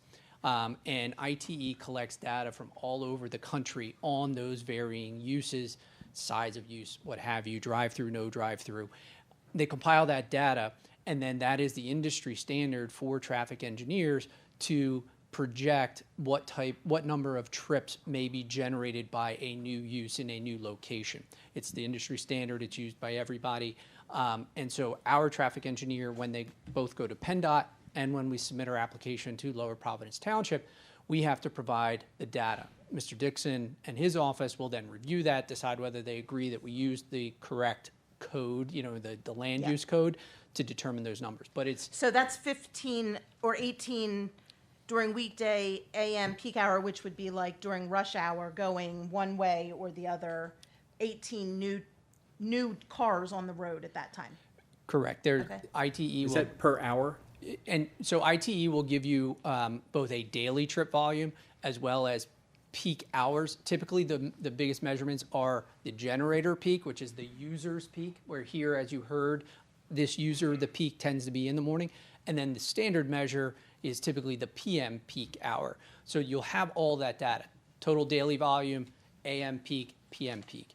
And it'll tell you not only the number of cars that are anticipated to come in and out of the driveway, that's what's called a trip. One vehicle entering is a trip, one vehicle exiting is a trip. But it will then also talk about what are called pass-by rates. And the pass-by rate are the number of the vehicles that are entering or exiting that were on the road anyway. You're going to work, you drive by 7 Brew, you make a turn, you go in, but you were already on the road. The new trip calculation is the number of people that are coming onto the road specifically to go to your location. So a user like 7 Brew, even most, I would say most fast food, but certainly coffee purveyors, things like that. It's a convenience, right? It's something that people generally are doing while they're doing another activity. So you're going to find that a 7 Brew is not contributing a lot of new traffic to the roadway. They will have a lot of in and out trips out of their driveway, but as most of us probably do, whether you go to Wawa or you go to Starbucks, where if you go to Limerick and go to Sheetz now, you're already on the road. You're stopping by what is already on your way to work or wherever you're going. So, But 18 new trips, is that an hour? Like, is a peak day hour 6 to 7, 7 to 8, 8 to 9? Is that like 3 hours at 18 trips each? I'm not familiar whether or not that 18 number was total PM peak hour new trips or another data, so I apologize. Okay. Typically, in a traffic study that we submit to PennDOT and then we'll submit to Mr. Dixon for his review, if a municipality has what's called an Act 209 traffic impact plan, the measure of a developer's impact to the roadway is done with that PM peak hour. And that's how you determine how much money that developer must contribute to the municipality for future roadway improvements. And so if it is saying 18 new PM peak hour trips, that's the estimated number during a 1 hour period in that PM. And that's used to Probably calculate. the same for the AM. Correct. Okay. My Sorry about that. really last question, just making sure it's my last question. Doesn't have to be. I know, my last question is, regarding the parking spaces. You have parking spaces on the east side and on the south, is that north side? Plan north. Backing up to the residence, the houses. There's a significant piece of property between those. Is there? It's hard Yes. to tell on this, that's why. Yeah, if you go back to the aerial of the. Yes. You can see those. So so just so we're clear, all this grass is staying. We're not going back here. We're only staying right here. Okay. Yeah. Will there be shrubbery, tall things? I'm mostly concerned about the health and welfare of the people who live. I have friends who are right in those two houses, and all of those houses, and my house, and kids who are out there all day. I want to know that there will be, from you guys, that there will be barriers. And I'm still going to make my speech later, but I would like to know that. So your question is there going to be buffering between the use and the residential area? Yeah. Great question. And we talked a little bit earlier about process. So tonight being conditional use is really about the use from 30,000 feet. There's some criteria we have to demonstrate compliance with. There is a separate process that we have started but have not gotten very far yet, which is land development. And during the land development process, our entire plan set will be reviewed publicly as well as by the consultants. That plan set includes things like landscaping, lighting, the things that you're definitely going to be concerned about. So we have to demonstrate during that land development process that not only, particularly lighting, right? We have to comply with the township's ordinances, demonstrating that our light is not going to spill over onto adjacent properties. That process is where we also talk about the buffering, the landscaping, the plantings that are going to go in. So participating in that process will be great. You should be here for that. You'll be able to see the full landscape plan. You'll see what's being planted, and we can talk about that in more detail at that time. Will I continue to get information about those further hearings? You will get my card, and I will be happy to provide that to you. No further questions. I just want to make a process clarification, if that's all right. I think an outcome of the conditional use is that the board can attach conditions to this use. Would you agree that that's true? Yes, the board has the authority to attach reasonable conditions to a conditional use. Yeah. And so something you could think about is, are there, within the confines of the ordinance, are there conditions that you think would be appropriate? You know, you can't put any kind of condition out there, but, you know, within the confines of the ordinance. And that's something that I believe she has the right, Greg, to opine on. I think she can offer testimony and argument during the appropriate parts of this, of what Ms. Pfeiffer may believe makes this use acceptable or mitigates any concern she may have with it, and then the board can consider them, and if they are reasonably related to the testimony and the standards of the ordinance, can attach them as conditions to any approval that they may choose to make. And our ordinance has things about landscaping and buffering, right? Yeah, not as part of the zoning ordinance. As Mr. Lewis did point out, the buffering sections, lighting sections, landscaping sections are all provisions that are required by land development, which this application will go through as well. And I'm just going to say it again, just in case anybody at home is listening, or for Ms. Pfeiffer's benefit, that process is beginning on this coming Wednesday, the 22nd, before the Planning Commission, where this will be introduced. And certainly there will be more detail that go into buffering, lighting, landscaping, traffic at that opportunity. All right, so we are now at board questions for Mr. Odom related to his testimony. I have some questions. Or do you? Okay, I do. This can be in any order as in many times you want to ask a question. All right, all right. I have gone to the Collegeville one. I just parked outside of it and kind of looked at the process. Music. My understanding, there's music being played the whole time you're open.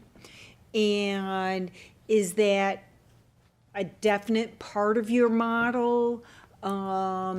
You know, that's one concern I think residents would have is how loud is the music? We do have some houses right behind there. Yes, we've got, you know, land that's not going to be developed that's going to stay that way.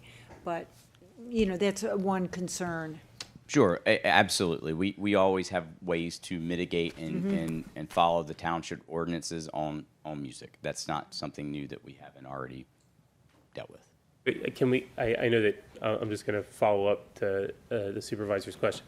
So is that a confirmation that there is music playing on a regularly? There is music playing, yes. Okay, and then you do have measures that you regularly take to mitigate the impact of that music on surrounding property? 100%. What are those mitigation measures? Sure. So, I mean, in some ordinances, there is a decibel level in which it can't spill over, and so we take decibel readings. We've gotten really good at that, on how to take decibel readings. And then also, if it is something that is even more, we can adjust speakers, we can adjust volumes. We have numerous ways that we can do it. So, for instance, Collegeville, we'll use Collegeville as a for instance.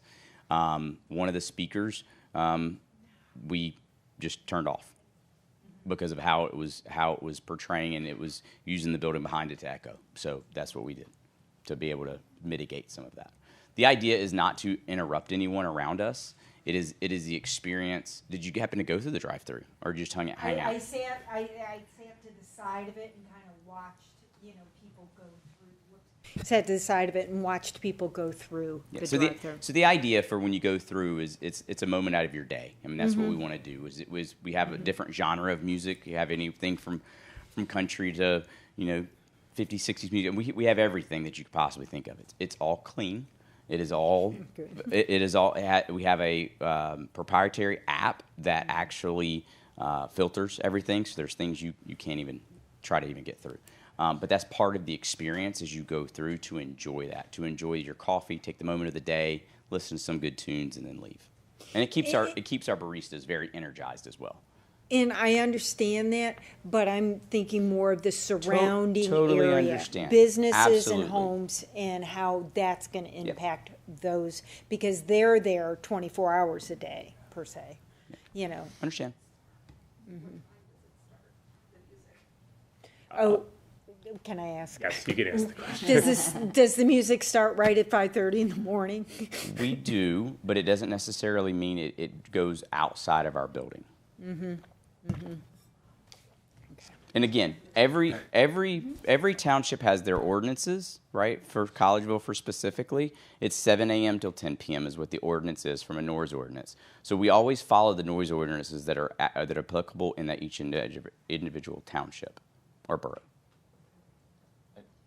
I think you might have just answered my question, but I think if I understood your previous statement correctly, you have the ability or past practice of adjusting the volume at different hours of the day. 100%, yes, absolutely. Yeah, we're not gonna jam out at 5:30 in the morning. Like, nope, we don't even want to do that.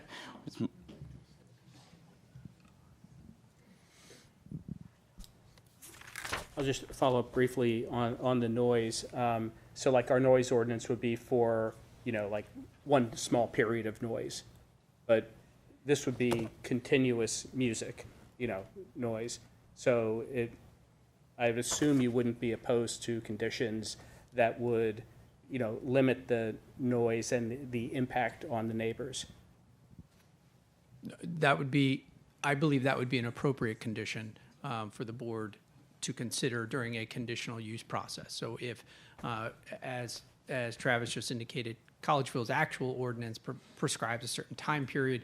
If the board decided that that was an appropriate time period and that the music had to shut down, or if you want to get more technical and talk about dB readings during different periods of time, because maybe at noon you know 55 or 57 dB, and that's just a number I'm making up, is the appropriate number, whereas at another time of day a different dB reading is appropriate.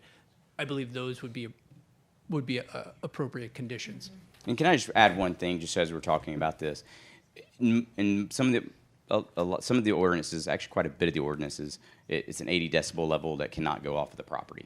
So just for clarification, because all the decibel readings that we've had, such as College, 2nd Avenue, that produces 65 decibel levels by itself. So just for clarity on how much noise, traffic, and road Without noise. your music, you're saying? That is right, correct. Yeah. Yes, ma'am. Okay. Yes, ma'am. Yeah, PennDOT, just going on the noise thing, PennDOT has much different regulations for roadway noise. You'd be surprised how high those permissible dBs are. I know your solicitor is also a solicitor in other municipalities with very stringent noise ordinances. We're familiar with talking about those. I think he could provide some guidance on appropriate levels and how those are measured and how you demonstrate compliance. Now, just thinking about the traffic a little bit, we had a similar type of situation right down the road with the car wash. And there were concerns about stacking, like, let's say you have, just a blowout quarter, which you want, I know you're a sales guy, you want a blowout quarter. And so now you're going to have cars. And we pay taxes to the township too, right? Yeah, it's all good. It's all good. But now, so let's say that, I think you said you had a limit of 23. Let's say, hey, there's 35, there's 40. The way that was addressed with the car wash right down the street was to say, if that happened, you have to block it off, put flaggers out there so that you don't interrupt the flow of traffic on Ridge Pike. And we are prepared to do that. Just so can we go back to our plan? I'm sorry, I keep going back and forth. As Mr. Lewis said, we have the ability to have at minimum 40 cars by using the additional third lane as well during those times. But the answer to it is absolutely we would cone it off and not allow them to be on the premises and to wave them forward. Can I just, as I look at the lanes and as I look at this, the aerial, it has one lane going right out of the property and one lane going left? Correct. So the customer would have to determine which lane, if they want to go left, let's say, they need to know which lane to go into. Is there markers on the Everything will, lanes? yes, ma'am. Yeah. Everything will be, Okay. it will be that way. And All right. just for, go ahead. Yeah, okay. And it's important to note that with respect, the moment you get to the access points along Ridge Pike, that's going to be governed by PennDOT as well Right. as the township. So Mhm. PennDOT will dictate, among other things, how those lanes are striped, which direction of travel you can go. They'll also determine, in part, the curvature, which is called the radii on those turns.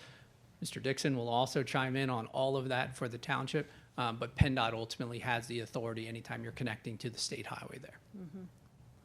Okay, all right. Okay, go ahead.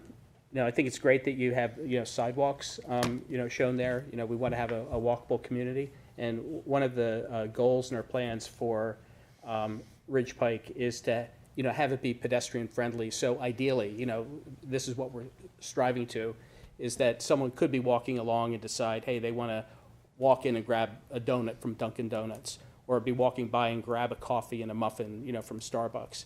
So I'm just wondering, this doesn't really meet that model.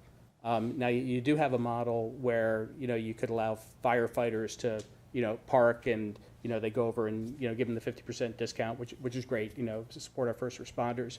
I'm just wondering if, We would allow it. We would allow it. Yeah. I'll get to your question. We would Yeah. allow them to come and do that, but it's a very, very, very small fraction of our business. Yeah. Yeah. Because, and this sort of goes into another thing that was done with the Lidl where they had, Shared. well, not the shared, buffering, for the homes that were next to the Lidl, which is right down the street. And so they put in some pretty good buffering along there. And I know this is not land development, but, you have the opportunity to build goodwill or whatever by, supporting something like Absolutely. that. Having some nice landscaping Sure. back there, good buffering, a table or two. Then it all kind of fits. And I did, off the record, I did have a conversation with Ms. Pfeiffer pointing out that there, in our plan set, there is a current landscape plan that will be reviewed. That obviously has to demonstrate compliance with your code. what's likely to occur here during that land development process, and I know your planning commission well enough, we're not going to stop there. There's going to be additional buffering beyond what is already on that plan, particularly to address the neighbor concerns. So. And correct me if I'm wrong, there is already buffering, there's a fence there currently today. Yeah, I think it's what, a 6-foot fence or something like that. I think is that part of a homeowner's fence? There may be a homeowner's fence there. Right, there is some just across the I believe this is a fence. Right. And then there's another fence. There's actually 2 fences. I Oh, believe, is there? Okay, all right. Ms. Pfeiffer, I know that you're trying to be helpful, but I'm just going to ask you, just for right now, and then if we need any clarification on any of the homes on Evans, when Ms. Pfeiffer comes up to give her testimony, we can ask her to clarify on that. I think it'd just be a little easier and cleaner that way. And I'm just on traffic and the stacking. You said 23, you can stack 23 vehicles per lane? No, in total. In the okay, two I just lanes. wanted that clarification. And then we can stack an additional 15 in that third lane when we need overflow. All right, I just wanted that clarification. And if I can just jump in real quick as a quick follow-up. Sure. That third lane does not encroach on any of the parking spaces. That is not. Well, I'm going to ask you to clarify that, with the exception that that you're utilizing the third lane, nobody's pulling in and out of the parking spaces. Well, right?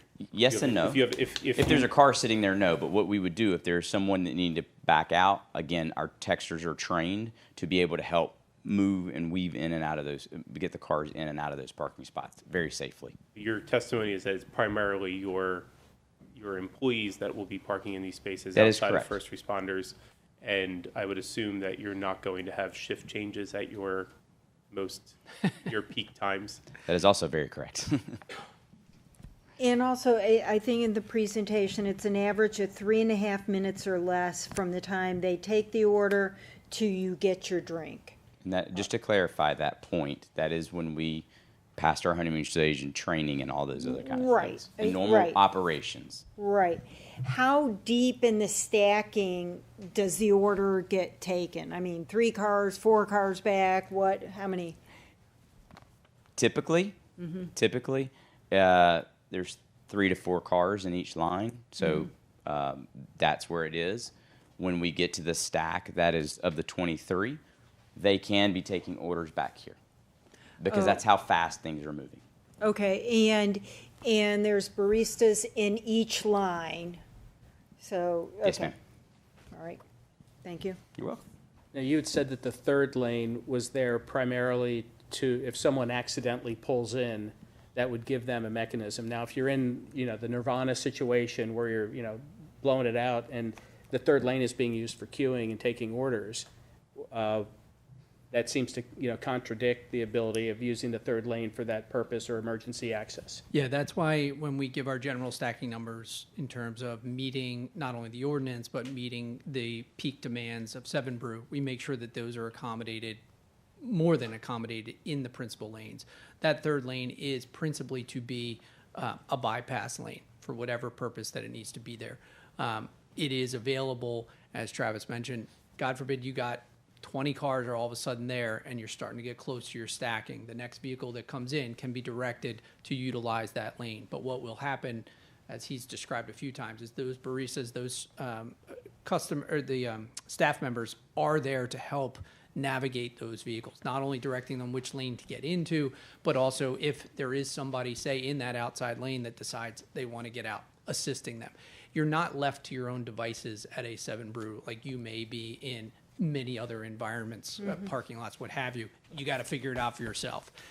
That's not what 7 Brew has. They've got employee staff members out there at all times assisting the customers. So.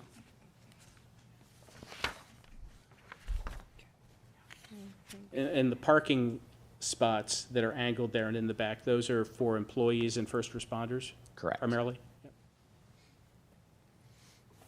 And then, we don't know how, again, this could blow it out, and, you're getting a lot of business.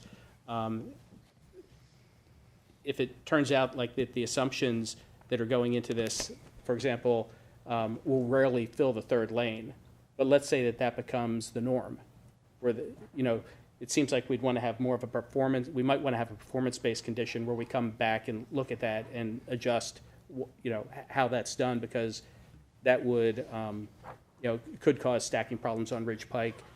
Could eliminate the ability to use that on a regular basis for the intended purpose.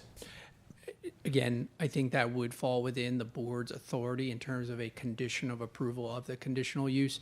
I would suggest that if you are looking at a performance-based condition, that it be something after the 90-day period, because we've got to stabilize operations. Those first 90 days are not normal volumes. And again, special arrangements are made during those 90 days at every location, employing, off-duty police officers or fire police, or just bringing in hordes of their staff who are trained to do that. But then after that, sure, if I've many times in conditional use approvals, I've seen things that say, if operations turn out different than they were expected to be during a conditional use, you've got to come back and we've got to address it. Can't just be a free-for-all. Thank you.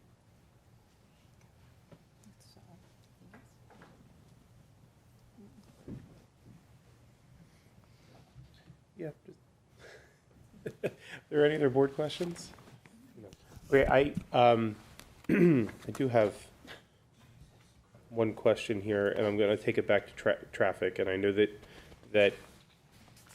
part of the response is going to be it's a land development issue, but it's a land development issue.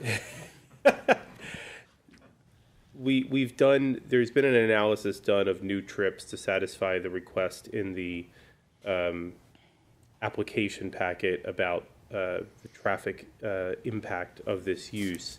Has an analysis also been done about the turning movements coming in and out of, or the proposed turning movements coming in and out of this property? I would be speculating to tell you that answer. I do know that Pete Spizak from TPD is our traffic engineer. He will be here for the Planning Commission meeting next week, and I can certainly find out if the turning radii have been analyzed. I am assuming that also that PennDOT is going to review that, and we're going to have to meet PennDOT standards for those. But I have not gotten into the details of it. And just to be clear, and I know supervisors touched on this, but the proposed condition right now is that the site would permit both right in, right out, left in, and left out. So full movement across Ridge Pike. That's correct, unless PennDOT had some reason that they believed that it needed to be limited, but I have not seen anything indicated to me in the correspondence with PennDOT that there should be any turning restrictions here. And I know you've mentioned that you have 17 other locations operating right now. We know the one nearby in Collegeville is within a shopping center parking lot. Do you have other locations located on I'm going to call this a 3-lane road, if not a larger road that are similarly situated? Yes, in Sealands Grove, Pennsylvania, Mechanicsburg, Pennsylvania. And what type of roads are What's those? the address? State roads. Where in Mechanicsburg? Do you know where the Aldi is? What? The Aldi? No. Target? Yes. Across the street. Okay, so that's a 5-lane road, I think. Mm-hmm. Du Bois, Pennsylvania. Don't know if I'm going to count Du Bois as similarly situated. Believe it or not, I've been to Du Bois. It has 20,000 vehicles on the road that we're on, which is more than what's on Ridge Pike. But a multi-lane road. I mean, state road in Pennsylvania is a hard qualifier because a state road in Pennsylvania sometimes. The answer is yes. Okay. Du Bois is the same, and all the ones that I'm referring to are. And do those other sites all provide full movement across the road? That is correct. Yes. That is something that is very, very, extremely important to us, and that's the reason why we go in length and depth to find out.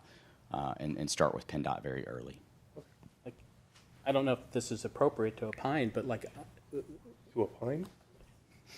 opine. So when state, You know, when I look at what the traffic looks like there and trying to get into that middle lane, I mean, without all of this in and out, just people, pulling out of the existing stores and stuff that are there, sometimes that middle lane that would be necessary for a left turn exit or a left turn entrance is like full, and you only have 100, 150 feet or whatever between the two, egress and ingress. That just seems like it could be challenging, at some of the peak times. And there are other, again, we have a traffic management plan, and again, that we institute at every single location for different situations, and we have one for different situations where if it's during the peak time, we will make it a right out only, and we will force all customers to go right. And have you done that analysis of this location? We're working on that with PennDOT right now. Okay, and so I don't know how that, like, if we don't know that, but that seems like it might be a condition, how do we address that in this process? I think we can discuss that outside of this forum. And my suggestion is that among the other standard conditions that any approval is going to come with is obtaining necessary outside agency permits and approvals, which means obtaining a highway occupancy permit from PennDOT. And PennDOT is the one who then has the authority to determine whether or not, one, what the traffic management plan looks like for those peak periods, but then also whether or not there should or should not be restrictions on turning movements. Because PennDOT also takes into consideration, if PennDOT were to put up a sign that says right turns only between 6 a.m. and 9 a.m., PennDOT is also going to be very concerned somebody's going to obey that sign, and what they're going to do is go 100 feet down the road and try and pull a U-turn, which makes it even less safe condition. So PennDOT takes all those things into consideration when they're looking at those highway occupancy permits. So if there are no more board questions this time, and we've been a little less formal than I usually do in most instances, but I'm assuming you have no redirect. No redirect. Okay. I think I've kind of been doing that in response. So you indicated you have no other witnesses. So at this point, I'm assuming that the applicant is resting and will admit your 6 exhibits that were yes, remarked. Please. Okay. At this point, Ms. Pfeiffer, this is your opportunity to come up and give any testimony and present any evidence you may have. I am going to have you sworn in at this point. Sure.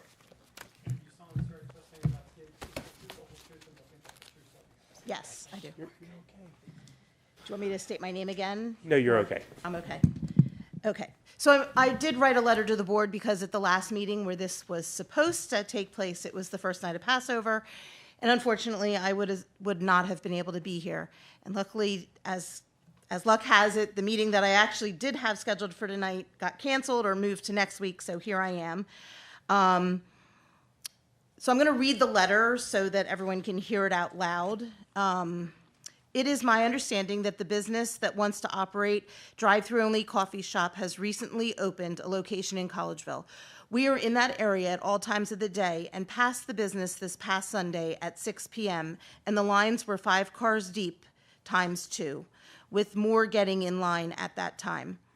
It is a quite popular location, which is great, but I have concerns about this type of operation at the location being considered. Although I hate seeing empty properties in our township, I am thinking about a few issues in this particular business that presents at this location. First, this location backs up to an established residential neighborhood, not a parking lot of a strip mall, as in Collegeville.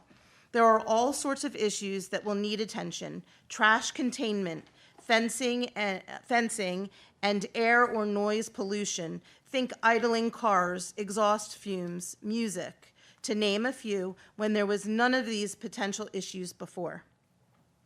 Second, if it becomes as popular as their Collegeville location, which I'm sure it will, the property does not seem big enough to accommodate lines of cars waiting to be served without the cars spilling onto Ridge Pike. Ridge is 1 lane with a center turn lane and is already a major thoroughfare and very congested at all hours of the day. Finally, there are already a number of coffee shop locations in our area. Starbucks is less than a block away. Ebrew Coffee and Abuela Mela Colombian Bakery, both small locally owned businesses, are nearby, And Wawa and Dunkin' are both less than a half a mile away. Let me be clear. I don't love that there are empty properties sitting idle in our township, but this particular business presents many issues for the proposed location. I also wanted to mention that there are many businesses on that street, on that side of the street, that are restricted in and out. Everyone can make left turns in, but coming out of them, they are restricted, including the main street, Wayne Avenue, coming out on the side of Acme. I guess it's the east side of Acme where Starbucks is. You can't turn left except for certain times of the day, and the cars that do turn left are breaking the law. There's two signs, one on the right on the side of the road, and then there's a sign in front, and it's continuous that people, well, first of all, you can't make that left, and we don't, but people who are cutting the big corner make that left. The TD Bank can't make a left, I don't think, at any time during the day. The Lidl does not have the opportunity to turn left on Ridge, although the Lidl is right in the corner. It's like it directs you to the right. The Dairy Queen, Dollar General, Pep Boys, I believe the Pep Boys is right on that road. They may all allow you to turn left, but I don't know that I would want to take it into my danger. Acme is its own parking lot, and they do have a left turn lane. But again, that road is crazy at all times of the day. Making left turns to me, it seems like a hazard. Thank you. Ms. Pfeiffer, now Mr. Lewis, if he wants to, has the opportunity to ask you questions. He's indicating that he has no questions for you, so that makes it clean and simple. Does the board have any questions for Ms. Pfeiffer? Do you have any specific conditions that you think should apply here? In terms of like we talked about some, like noise, buffering. Yeah. So things like I prefer no music at 5:30 in the morning, obviously. And if there are businesses on either side of this location, so it is going to echo, and that new that new car wash, although was far enough away on the other side of the park, I didn't seem to think it was going to be. It goes every time someone goes in. Every single time a car goes in, it makes a huge blaring, loud noise. And my husband works from home. He says he hears it all the time. So music or loud sounds, obviously we hear sirens like fire trucks and police cars. That's normal, you would expect for emergency vehicles. But to have extra noise, it's a pretty quiet neighborhood back there. It's buffered. It is buffered. And so the other thing I would love is to get some additional trees to make it so that it is definitely, you won't hear that music coming back, and the greenery, maybe it's evergreen type of tree, could make it so that the idling cars and their exhaust and fumes and things like that don't go into that neighborhood back there. Thank you. And Mr. Lewis, I'm going to ask you on behalf of your client at this point.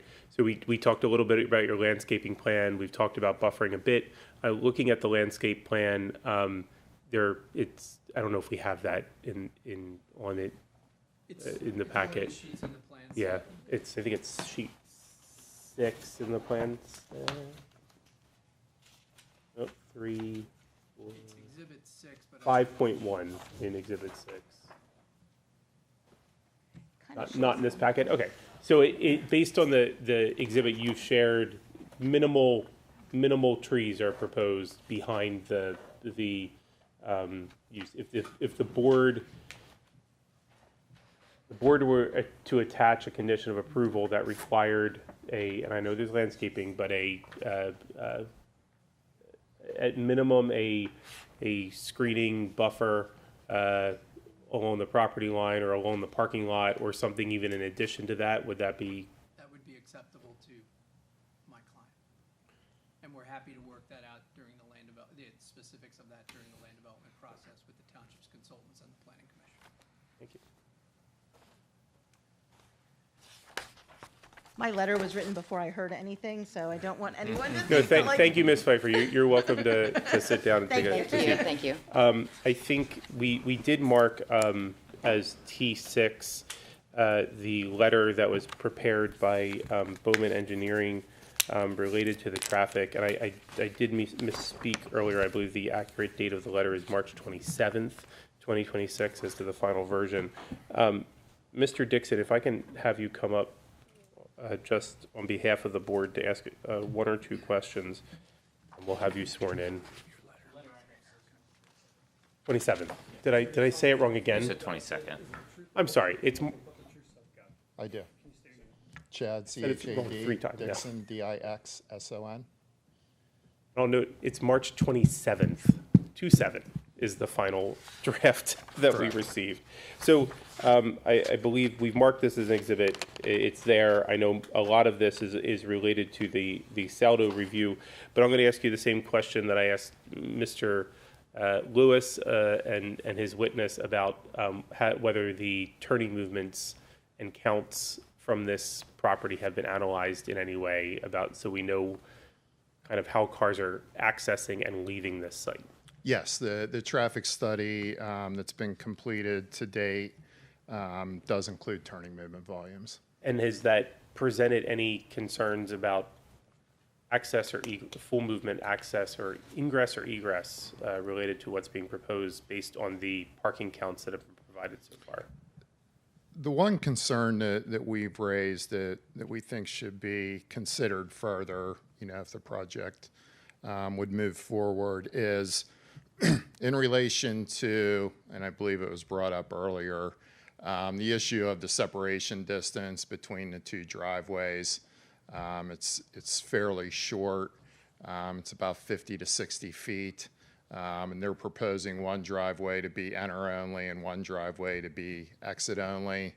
As we commented on in our letter, we anticipate in the morning peak anyway that there'll be a heavier eastbound movement compared to westbound. And the pass-by traffic coming into the site will be turning left into the site. And that separation distance doesn't allow for a lot of queuing of left turn entering vehicles without blocking the exit only driveway for vehicles that would want to turn left out. So our suggestion in the letter has been to evaluate the feasibility of whether that adjacent right-of-way could be utilized in some manner, either as the enter-only driveway to the site or for additional stacking during periods when they may exceed the available stacking that's currently designed in the site. That would increase the separation distance between the driveways by like another 75 feet maybe, which would allow a little more queuing. So one of the suggestions in our letter was that be evaluated further and whether that's feasible just to maximize as much as possible the operation of those driveways. So that would take board action potentially to vacate that right away in order for the applicant to use that specifically. Absent the board choosing to take that action, Paul, can we scroll to the site plan again? Would it be if I'm hearing you correctly, at a minimum of an improvement, would it be the township traffic engineer's recommendation to move that ingress driveway closer to the easterly property line then? The Evans Road, closer to Norristown. Yeah, if that right of way can't be utilized, we would also recommend, to evaluate whether it's feasible to shift that driveway a little bit further to the east. We understand that they need parking, and that's currently being shown along the eastern side of the site. So we recognize that's something that has to be taken into consideration, but certainly we would recommend that if that right-of-way can't be used, is there other ways that the site design can be modified to maximize operations? Right now, the largest concern for the traffic engineer at this stage is the distance between the ingress and the egress. Correct. To utilize that center turn lane. Correct. And then as we also commented in the letter, we would want to make sure that the township was comfortable with that outside bypass lane, being used for additional stacking in terms of, emergency response to the site when needed. Outside of particulars related to saldo requirements, are there any other particular concerns that you have raised? No, I think that hit on them. I think I hit on a couple of them in those comments. The separation distance of the driveways and maximizing those movements. So vehicles can turn out left, because if they can't, then that's just going to back up things internally in the property and potentially cause problems for the enter-only driveway. Maximize the on-site queuing as much as possible. The traffic management plan was discussed, and we've been reviewing that as well. We do think it's important to have some further conversation with the applicant about that quote-unquote honeymoon period and whether there's any considerations that need to be taken into account for that traffic management plan for how things would specifically be handled more during that honeymoon period. And I know because the applicant mentioned this, outside of the honeymoon period, do some of the proposed potential time restrictions on turning movements that the applicant mentioned as a possible solution, would that satisfy some of the concerns you've reviewed so far? Yeah, that's, at a minimum, we stated in our letter that the applicant should be willing to, at least on an as-needed temporary basis, be willing to restrict left turn movements out once the site is open during the honeymoon period or even afterwards.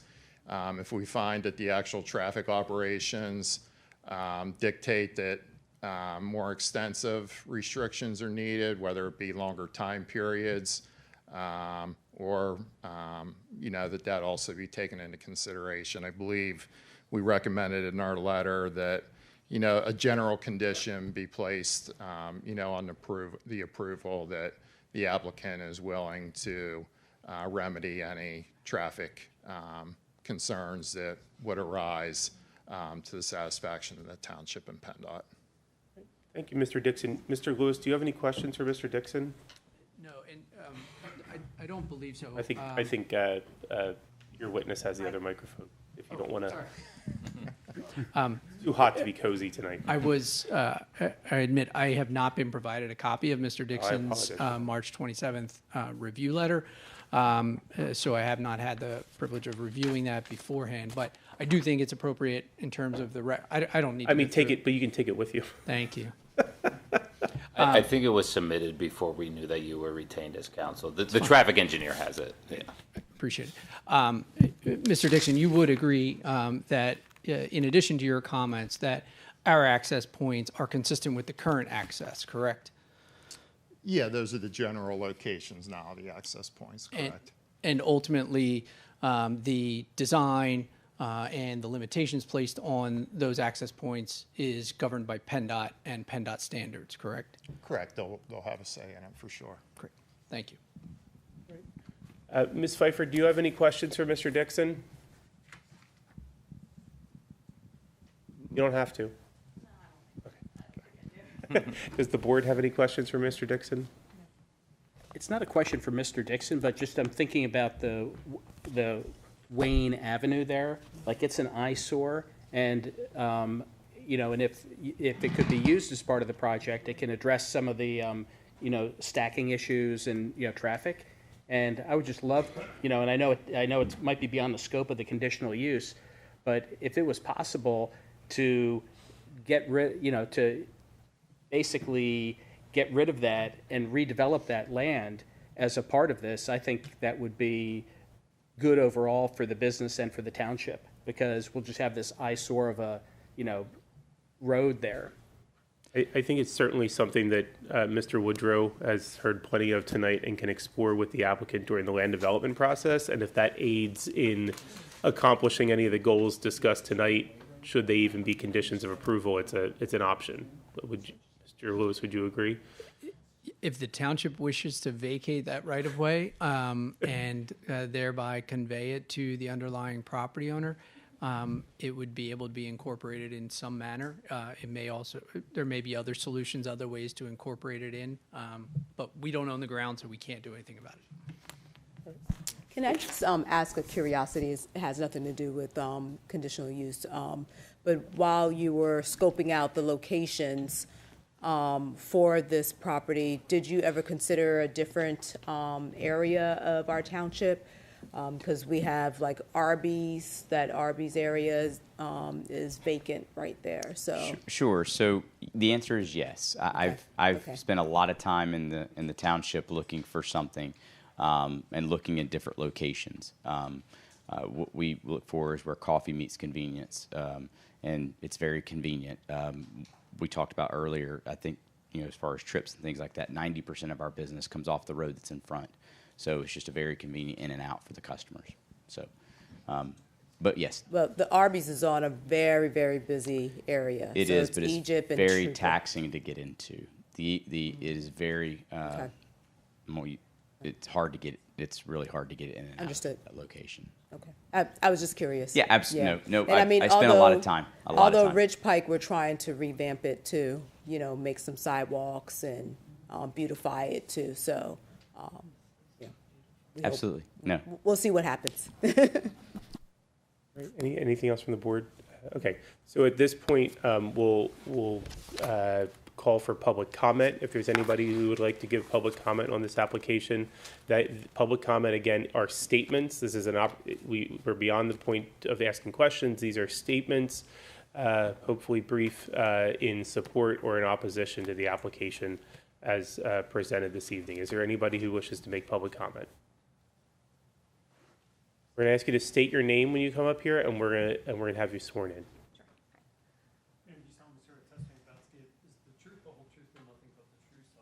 I do. Marie Martinez, M-A-R-I-E, Martinez, M-A-R-T-I-N-E-Z. Go ahead. I live back in that neighborhood behind where Seven Brews is proposed. I live on Brant Road, 25 Brant Road. It was talked about the traffic patterns, noise issues, so specifically about Seven Brews. Once again, great to have something new in the township, great to take over a business that's empty. But as far as traffic, depending on how you have traffic flowing in and out of that location, whether that is two ways or one way, even if it was restricted to right turn only, the next street available would be, I think it's Wayne or whatever street that is. That is also, when you come out, it has to be making a right turn because you're turning on a ridge. Like it's been said, it's dangerous trying to make a left. However, standing there with my children, waiting for a bus, whatever time of day it is, there are cars flying up and down Man Road, which is because people want to avoid that intersection between Trooper and Ridge.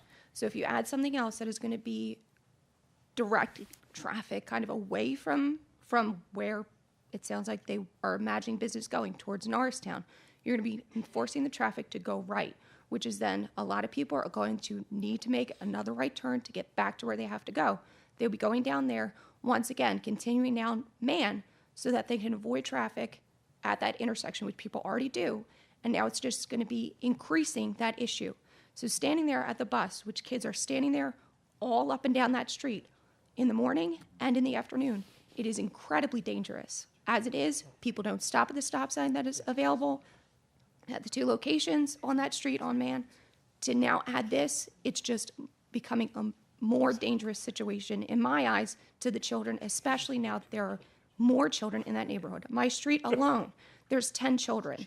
That is one street out of about 4 in that neighborhood. So that's something that also needs to be thought about, is the traffic. When we already have an issue because people don't want to wait at that light, what are now we're going to deal with when people are being forced to go outright? If they can't make a left, they're going to find the easiest way, which would be directing even more traffic, becoming a hazard to children. That's all I had to say. Thank you. Thank you, Ms. Martinez. Is there anybody else who'd like to offer public comment on this application? All right, seeing none, I'm assuming there's no final comments from any of the parties at this point. Just say thank you to the board for your time this evening. We appreciate it. Thank you. At this point, we'll close the record, and the board will take up this application at their May meeting, the date of which is failing me at the moment, 21st. but the May 21st meeting to render a decision. They need a motion for this. Nope, we're good.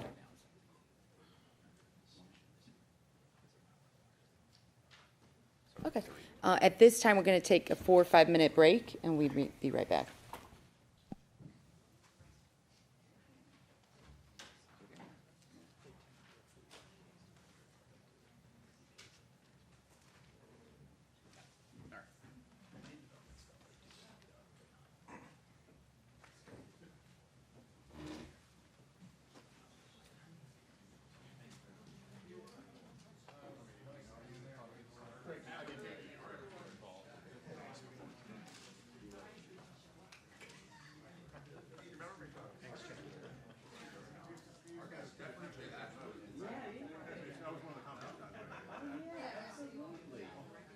Long time, man. Of course, I Googled the name. Like, Yeah. Do you still own that, or are you? So we don't have that location, but I still have 5. Yeah, throughout the area. So yeah, it's been seeing you. Awesome. So do you know Sam Brown? Are you Sam Brown? Yeah, Sam Brown with MSC Retail. Okay. All right. I know your traffic engineer. Yes. Great. All right. Thank you.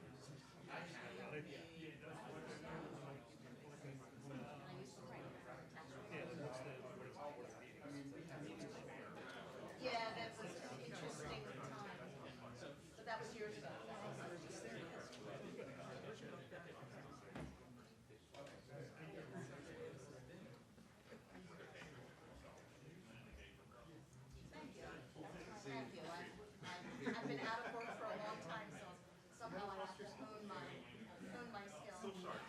Thank you.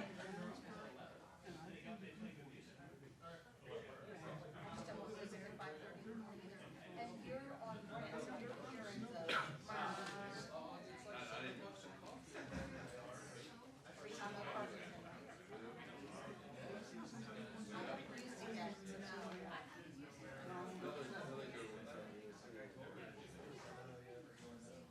Yeah, yeah, you too. And you can hear it.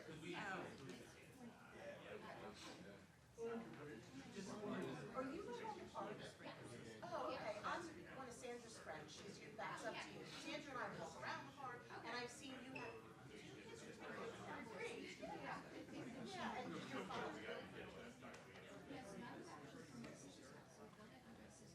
Shouldn't be a change. Oh, okay. Very cool. He would spend a good amount of time every day.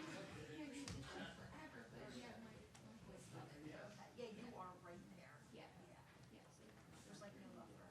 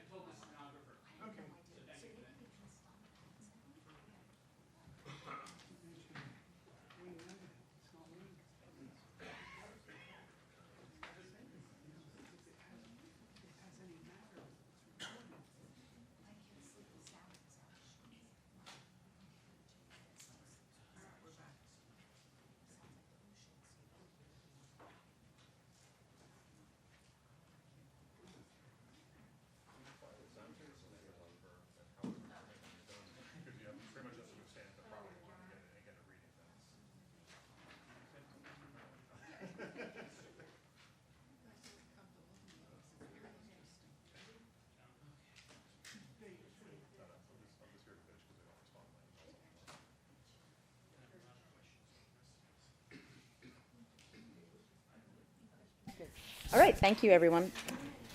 On to old business, consideration of change order for attic dry sprinkler system, 800 Adams Avenue. Township Manager E.J. Mentry. Thank you, Madam Chair. This is the first change order for this project that we're bringing before the board. If you recall, when we went out to bid, kind of at the last minute, we added scope for the either repair or replacement of the dry sprinkler system, which is the attic fire suppression system on the third floor of 800 Adams Avenue. At that time, it was included in the contract as an allowance because it had not been fully designed. As I said, it was added right at the last minute, and the reason it was added, if you'll recall, we weren't really proposing any improvements on the third floor, but we were experiencing a lot of leaks of the system, and the thought was that given the massive complexity of the renovation project, we would likely get better pricing to do it now as opposed to wait a year or two from now, continue to deal with these leaks, and then have to fix the sprinkler system as a standalone project. So it was included in the bid as an allowance. Over the past several months, we've been looking at options and finalizing the design. The final cost did come in over the allowance that was built into the project budget, hence the reason for the change order.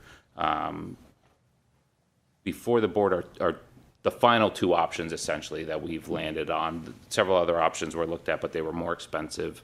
And staff, as well as our construction management consultants, are recommending option 2, which is a full attic replacement. So this is a full replacement of the dry system.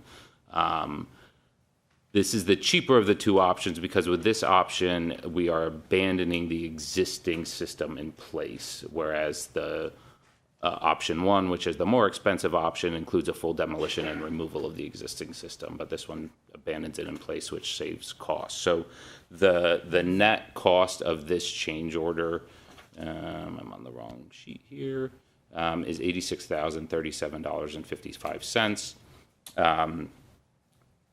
If you'll recall, when we issued our bond, our borrowing to pay for this project, there was extra money borrowed to account for potential change orders or unforeseen issues. That amount far exceeds the amount of this change order.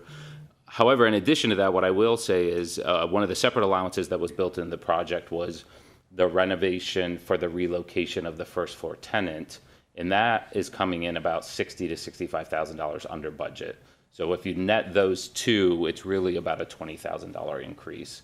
And as of right now, we are on track to come in under budget on several of the other allowances. So this may not, when the project is finished, this may not actually increase the total contract cost at all. But for now, for the fire protection portion of the contract, this is a change order of $86,037.55. That's going with option 2. And I did ask the fire marshal to be here tonight, who can speak in more detail if there's questions on what a dry system is, and if it's dry, why does it leak? And just to confirm that he's comfortable with this option. I will leave it at that. The main question I have that I can think of right now is, with option 2, what are the components that would be left in place? Like, is it duct work, or is it just tanks and blowers? Yeah, it's a great question. It's leaving all of the existing piping, capping it, and removing all of the sprinkler heads. So it leaves the piping there, which is really difficult to get out, but it does take away the appearance of fire protection by removing the sprinkler head. So anybody 5 years, 50 years from now would just look at it and say, oh, why is there a water pipe there? But it wouldn't be connected to the water system. But they wouldn't even know that it was sprinkler piping. So currently, there's a water system in. You'd be capping that, removing the sprinkler heads, and replacing it with like a halon system or whatever the dry thing is? Yes, similar to a halon system. Right now, there is a dry system in the attic. The reason that there is water in the attic system is because the pre-action valve failed. That has to do with a multitude of factors, the least of which is the quality of the water in that area wasn't great for the sprinkler system. So over time, it just wears away at the seals, at the fittings, and then before you know it, you just get real slight leaks, and then that water sits in the pipes. Also, the system wasn't installed great, so the pitch wasn't all that well. Like, the sprinklers are supposed to run with the water going downhill. The system did the opposite. So then you get a lot of water just sitting in the pipes, and then it just starts to corrode at the inside of the pipe, and then you get pinhole leaks. And then once you start getting more than like 5 or 6, you're going to chase them until you replace them. So you would drain the pipes? Yeah, well, yeah, the contractor's going to drain the pipes. So the whole system's designed to be drained, but really what they would do is they're going to drain the system, then they're going to replace it with brand new sprinkler piping, again, a dry system, but with a new pre-action valve.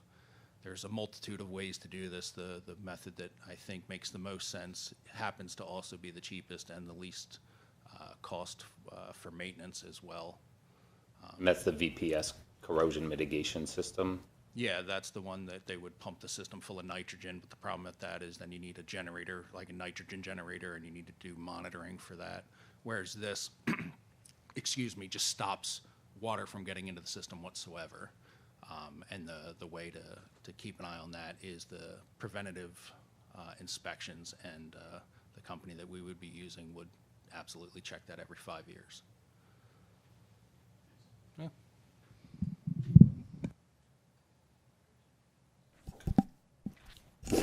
Okay, I'd like to make a motion to approve the change order for the attic dry sprinkler system. Is there a second? I'll second. Okay, board comment? Public comment? Please come to the podium and state your name if you're a resident.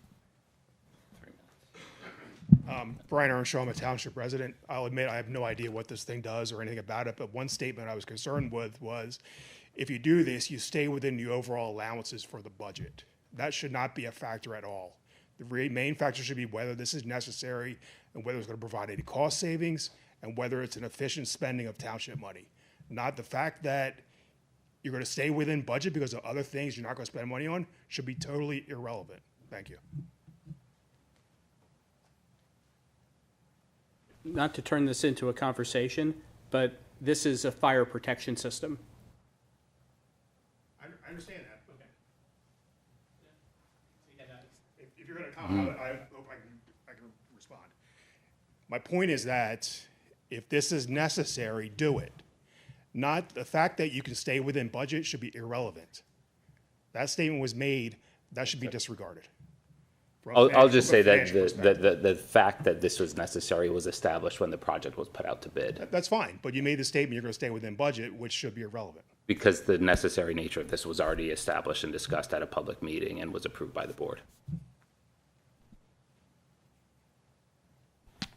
Okay, any additional public comment? Okay, all those in favor? Aye. All those Aye. opposed? Motion carries. Okay, on to new business. Approval of the 9/11 trail signage. EJ? Thank you, Madam Chair. We received this request from the 9/11 Trail Alliance to essentially requesting the board's approval to install some trail signage at 2 locations within Lower Providence Township along the proposed 9/11 trail route. The locations are at the intersection of Paulings Road and Audubon Road, as well as down at Paulings and Station. The 9/11 Trail Alliance is paying for the full cost of these signs in terms of the procurement and the installation. They're just seeking township approval for, essentially your blessing to allow them to install them. And I know Supervisor Knights has been very involved with the 9/11 Trail Alliance, if he has anything that he'd like to add. Yeah, I would just, mostly for the public that might not be aware of it, the 9/11 Trail was established by the federal government, the Give It agency, and it connects New York City with DC and Shanksville, where the 3 crashes occurred on 9/11 and or 3 terrorist activities, and it runs right through Lower Providence. And so Shannondale built a section of the trail already in front of it. You can see the routing.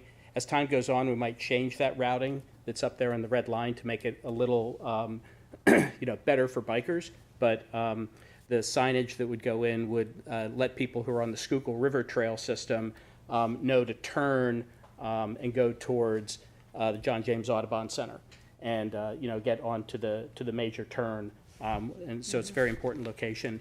And I just say, I also just recently rode on the Gap and C&O Canal trails from Pittsburgh to DC, and I was doing a little research on that. And they estimate that the economic value per mile of trail that gets heavily traveled is about $800,000 per year, in terms of like people staying in hotels, because businesses actually are set up around this. There's B&Bs, people stop for stores, they open up bike shops along these trails. And so it's actually an economic driver. And trails like this also, the research shows, increases the value of homes within about a half mile of the trail. And another tidbit I've read is that people are willing to get to a trail. They're willing to like travel about 300 or 400 meters on a like not so good road to get to a trail. So long term, it'd be great to be able to allow people in various neighborhoods to be able to access this as we make it safer. But yeah, I'm excited that the 9/11 Trail is going to officially be in Lower Providence now. That was interesting. Thank you. I'd like to make a motion to approve the 9/11 trail signage. Is there a second? I'll second it. Okay, board comment? Public comment? All those in favor? Aye. Aye. Aye. All those opposed, motion carries. On to consideration of Resolution 2026-14, approving tax collector reimbursement costs. Township Manager E.J. Mentry. Thank you, Madam Chair. This resolution does exactly what you just stated. It sets the reimbursement cap on direct costs incurred by the Lower Providence Township elected tax collector. We have a separate resolution that sets the tax collector's compensation. This is not doing anything to amend that.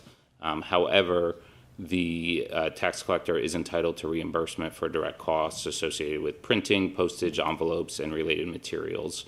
The costs for all of those items have increased in recent years, and the reimbursement rate was capped 5 years ago, and that cap is currently not enough to cover his costs, essentially. So this resolution updates those amounts. It sets the cap, the maximum annual reimbursement for expenses as described at $2,500, which is a $1,000 increase. And an additional amount not to exceed $1,000 per year may be authorized for printing costs associated with special mailings or inserts, provided that the tax collector obtains prior approval from the Board of Supervisors before incurring such expenses. These are direct reimbursements, nothing to do with compensation. Okay, motion to approve resolution 2026-14, approving tax collector reimbursement costs. Is there a second? I'll second it. Okay, board comment? Public comment? All those in favor? Aye. All those opposed, motion carries. Announcements and meetings. National Library Week will be celebrated April 19th to 25th. Our library offers so much: books, online resources, and programming for all ages. Environmental Advisory Council meeting, April 20th at 7. Library Board meeting, April 20th at 6. Parks and Rec Board meeting, April 21st at 6. Planning Commission, April 22nd at 7. Zoning Hearing Board, April 23rd at 7. Human Relations Commission, May 6th at 6:30. On to courtesy of the floor. Any meeting attendees wishing to address the board, please come to the podium, state your name, whether you are a township resident. Comments are limited to 3 minutes per person. Public comment is an opportunity to share your thoughts with the board. Supervisors may respond at their discretion, but are not required to answer questions during this portion of the meeting. If you'd like follow-up, please contact the board or township staff directly by email or phone. So please come to the podium. Hi, Mike McGrath, Township resident. I've met some of you before. I want to bring up first and foremost the remediation of the property at 921 South Park Avenue. We've spoken several times about this between probably May or June of last year.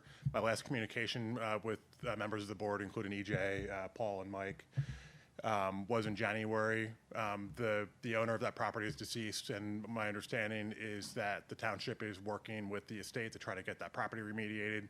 There's several, it's an eyesore to use words that you've talked about other things tonight with the unattended vehicles, dilapidated vehicles, who knows what they're leaking into the groundwater. On January 7th, I was told that he was going to be given, the estate was going to be given another 60 days.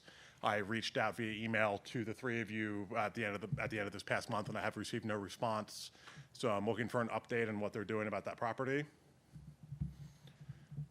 So I'll ask the three of you or the board at large if you can provide me any update on what's being done to hold the property owner accountable.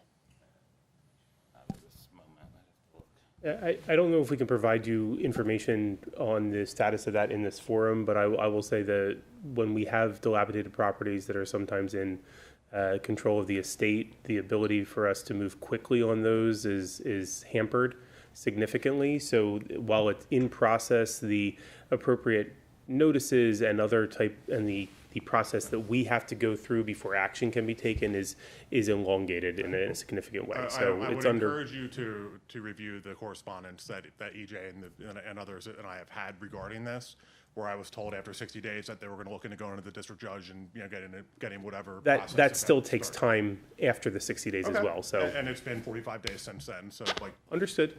And that also, it's also concerning to me that my email just went ignored. Feel free you can email it to the board tomorrow or something. Okay. Well, I mean, I have emailed it, and I have not, I have not received a response from from the three people on that chain. Outside of that, I'd like to talk about the construction project at Paulins. I'm sorry, not at Paulins, at Crawford. I'm still waiting for my stumps to be removed, as is adjoining property owner. They are well underway of construction there, so there's no longer any excuse for that not to be done. They came and put a fire hydrant on my property the other day, close enough to one of the stumps. I'm afraid that they're going to have issue with removing it. And last and not least, with the most recent road closure on Park Avenue, the traffic control situation was an unmitigated disaster. To the chief, I do thank to the officer who did come and gave me some cones to put at the end of my driveway.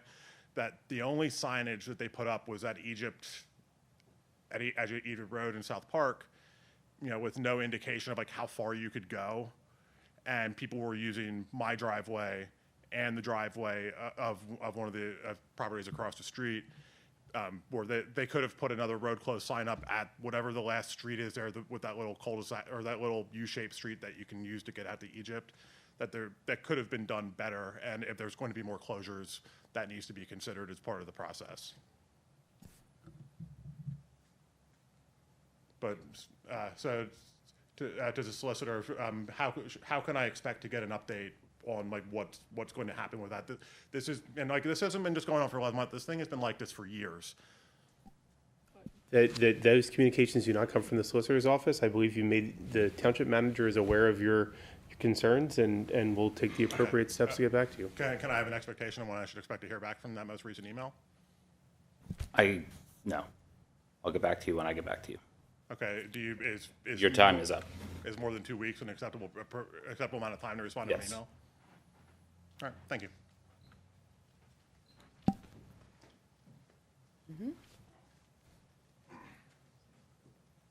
Marie Martinez again. I wanted to bring up an issue that I have with the flagship car wash. I didn't have an issue with the car wash coming into the neighborhood, but I was unaware that flagship car wash would have that loud alarm that goes off. It's all day. I'm a stay-at-home mom, so I'm home all day hearing this.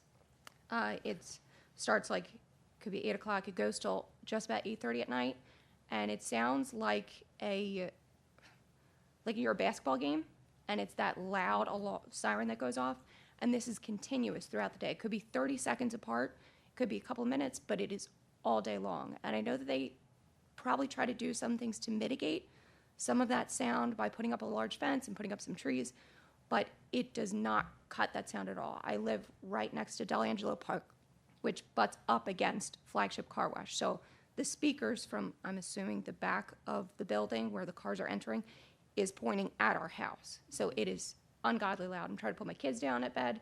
It is too loud. Even with the windows closed, you can still hear it. So I'm not sure if that is something to be looked into with them, either reducing it, maybe turning it off. The other people were talking about moving speakers, but it was a great place to live, and now it's just miserable, especially being out back. I've got 3 boys running all day, so it's too much. So if there's anything that the board could look into as far as the noise, because it's supposed to be quiet hours, I guess, after 8, it's still going on. So thank you. Thank you for bringing that to our attention. We will look into that. I wasn't aware of that. Hey, can we look at the conditions that exist? And we should make sure that any conditions that go into this next one allow us to manage it.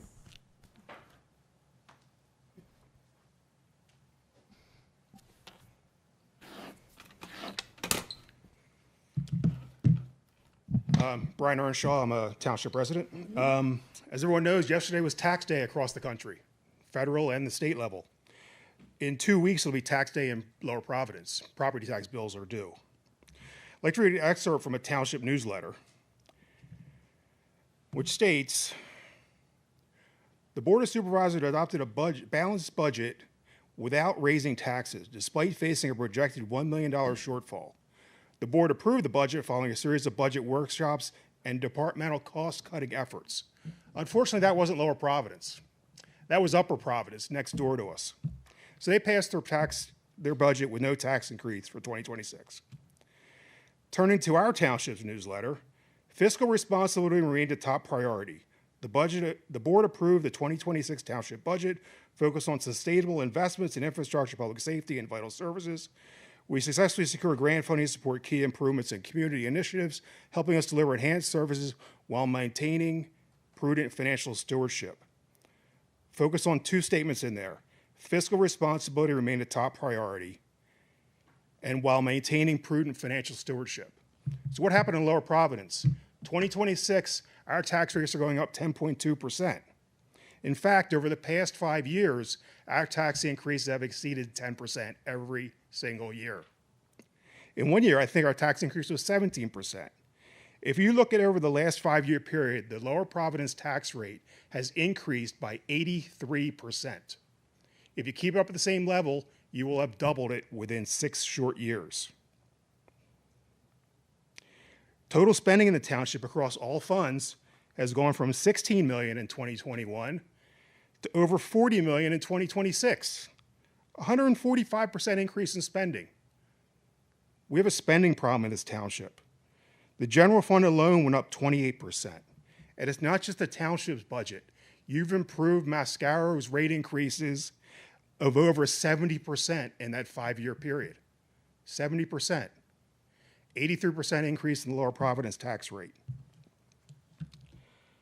Clearly a spending problem in this township. So with the upcoming budget year, and I asked a lot of the same things last year, and nothing seemed to have happened.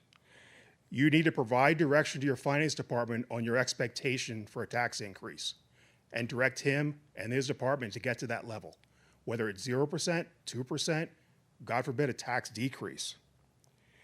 Look at reducing spending and cutting costs. What programs can be eliminated? What's really not necessary? What contracts can be improved? What cuts can be made? You have 10 seconds And left, Mr. eliminating Earnshaw. a proposed expenditure is not a budget cut. And when you do the budget workshops, don't schedule in the middle of the afternoon. Give taxpayers more than 3 minutes. And I know my time's up. Your time's up. Because EJ doesn't like what I'm saying, and he's going to cut me off where he didn't monitor time for anybody who came before me. All right, thank you. Any other additional public comment? Board comment? Thank y'all for being here. Okay, and we will adjourn. Next business meetings are May, did you have something? Sorry. I was just going to Supervisor say, Hines. for the people in the room, and I just had some thoughts on some of the things in the meeting today. So the sewer authority is an authority that is managed by volunteer members. They keep our sewer rates very low, about $400 per year. If we went commercial, and went out into the private market and sold our sewer, our rates would probably double or even triple based on what happens. So, government running things actually can be more efficient than the commercial sector because they're not necessarily looking at, profit and loss. They're more looking to operate, on a cost basis. On the PFAS, there's now billions of dollars being spent on PFAS remediation. PFAS was invented in 1938 along with Teflon, and it was used in fire protection. In the 1970s, it was known that PFAS was a forever chemical. It never left your bodies, and that it was harmful to people. So now if regulation, I know a lot of people are like anti-regulation, but if regulations had been put in place to deal with PFAS at that point in time, we wouldn't be dealing with all of these wells being put in the ground, remediating, doing all of these things. It wasn't until 2024 that we heard that the EPA finally came out with limits on it. That was, about 40 or 50 years that it took. And now, but all they're doing is putting acceptable limits on how much PFAS can be in the water. There's nothing being done about preventing PFAS from going into systems. That's being done at the state level. So I think, we want to think about, if we want to really reduce costs in the long run, prevention is much cheaper than remediation, just like a vaccine is much cheaper than, putting someone into an intensive care unit. And I had a third one, but I'm not going to talk about that tonight. And that's all I have to say. Okay, thank you. And yes, thank you for everyone that joined us tonight and took your time and expressed concerns about the township and ways we can help. The next business meetings are May 21st and June 18th, and a reminder that we'll only have one meeting in May, June, July, and August. And we are adjourned. Thank you. Thank you. Go home and get some sleep.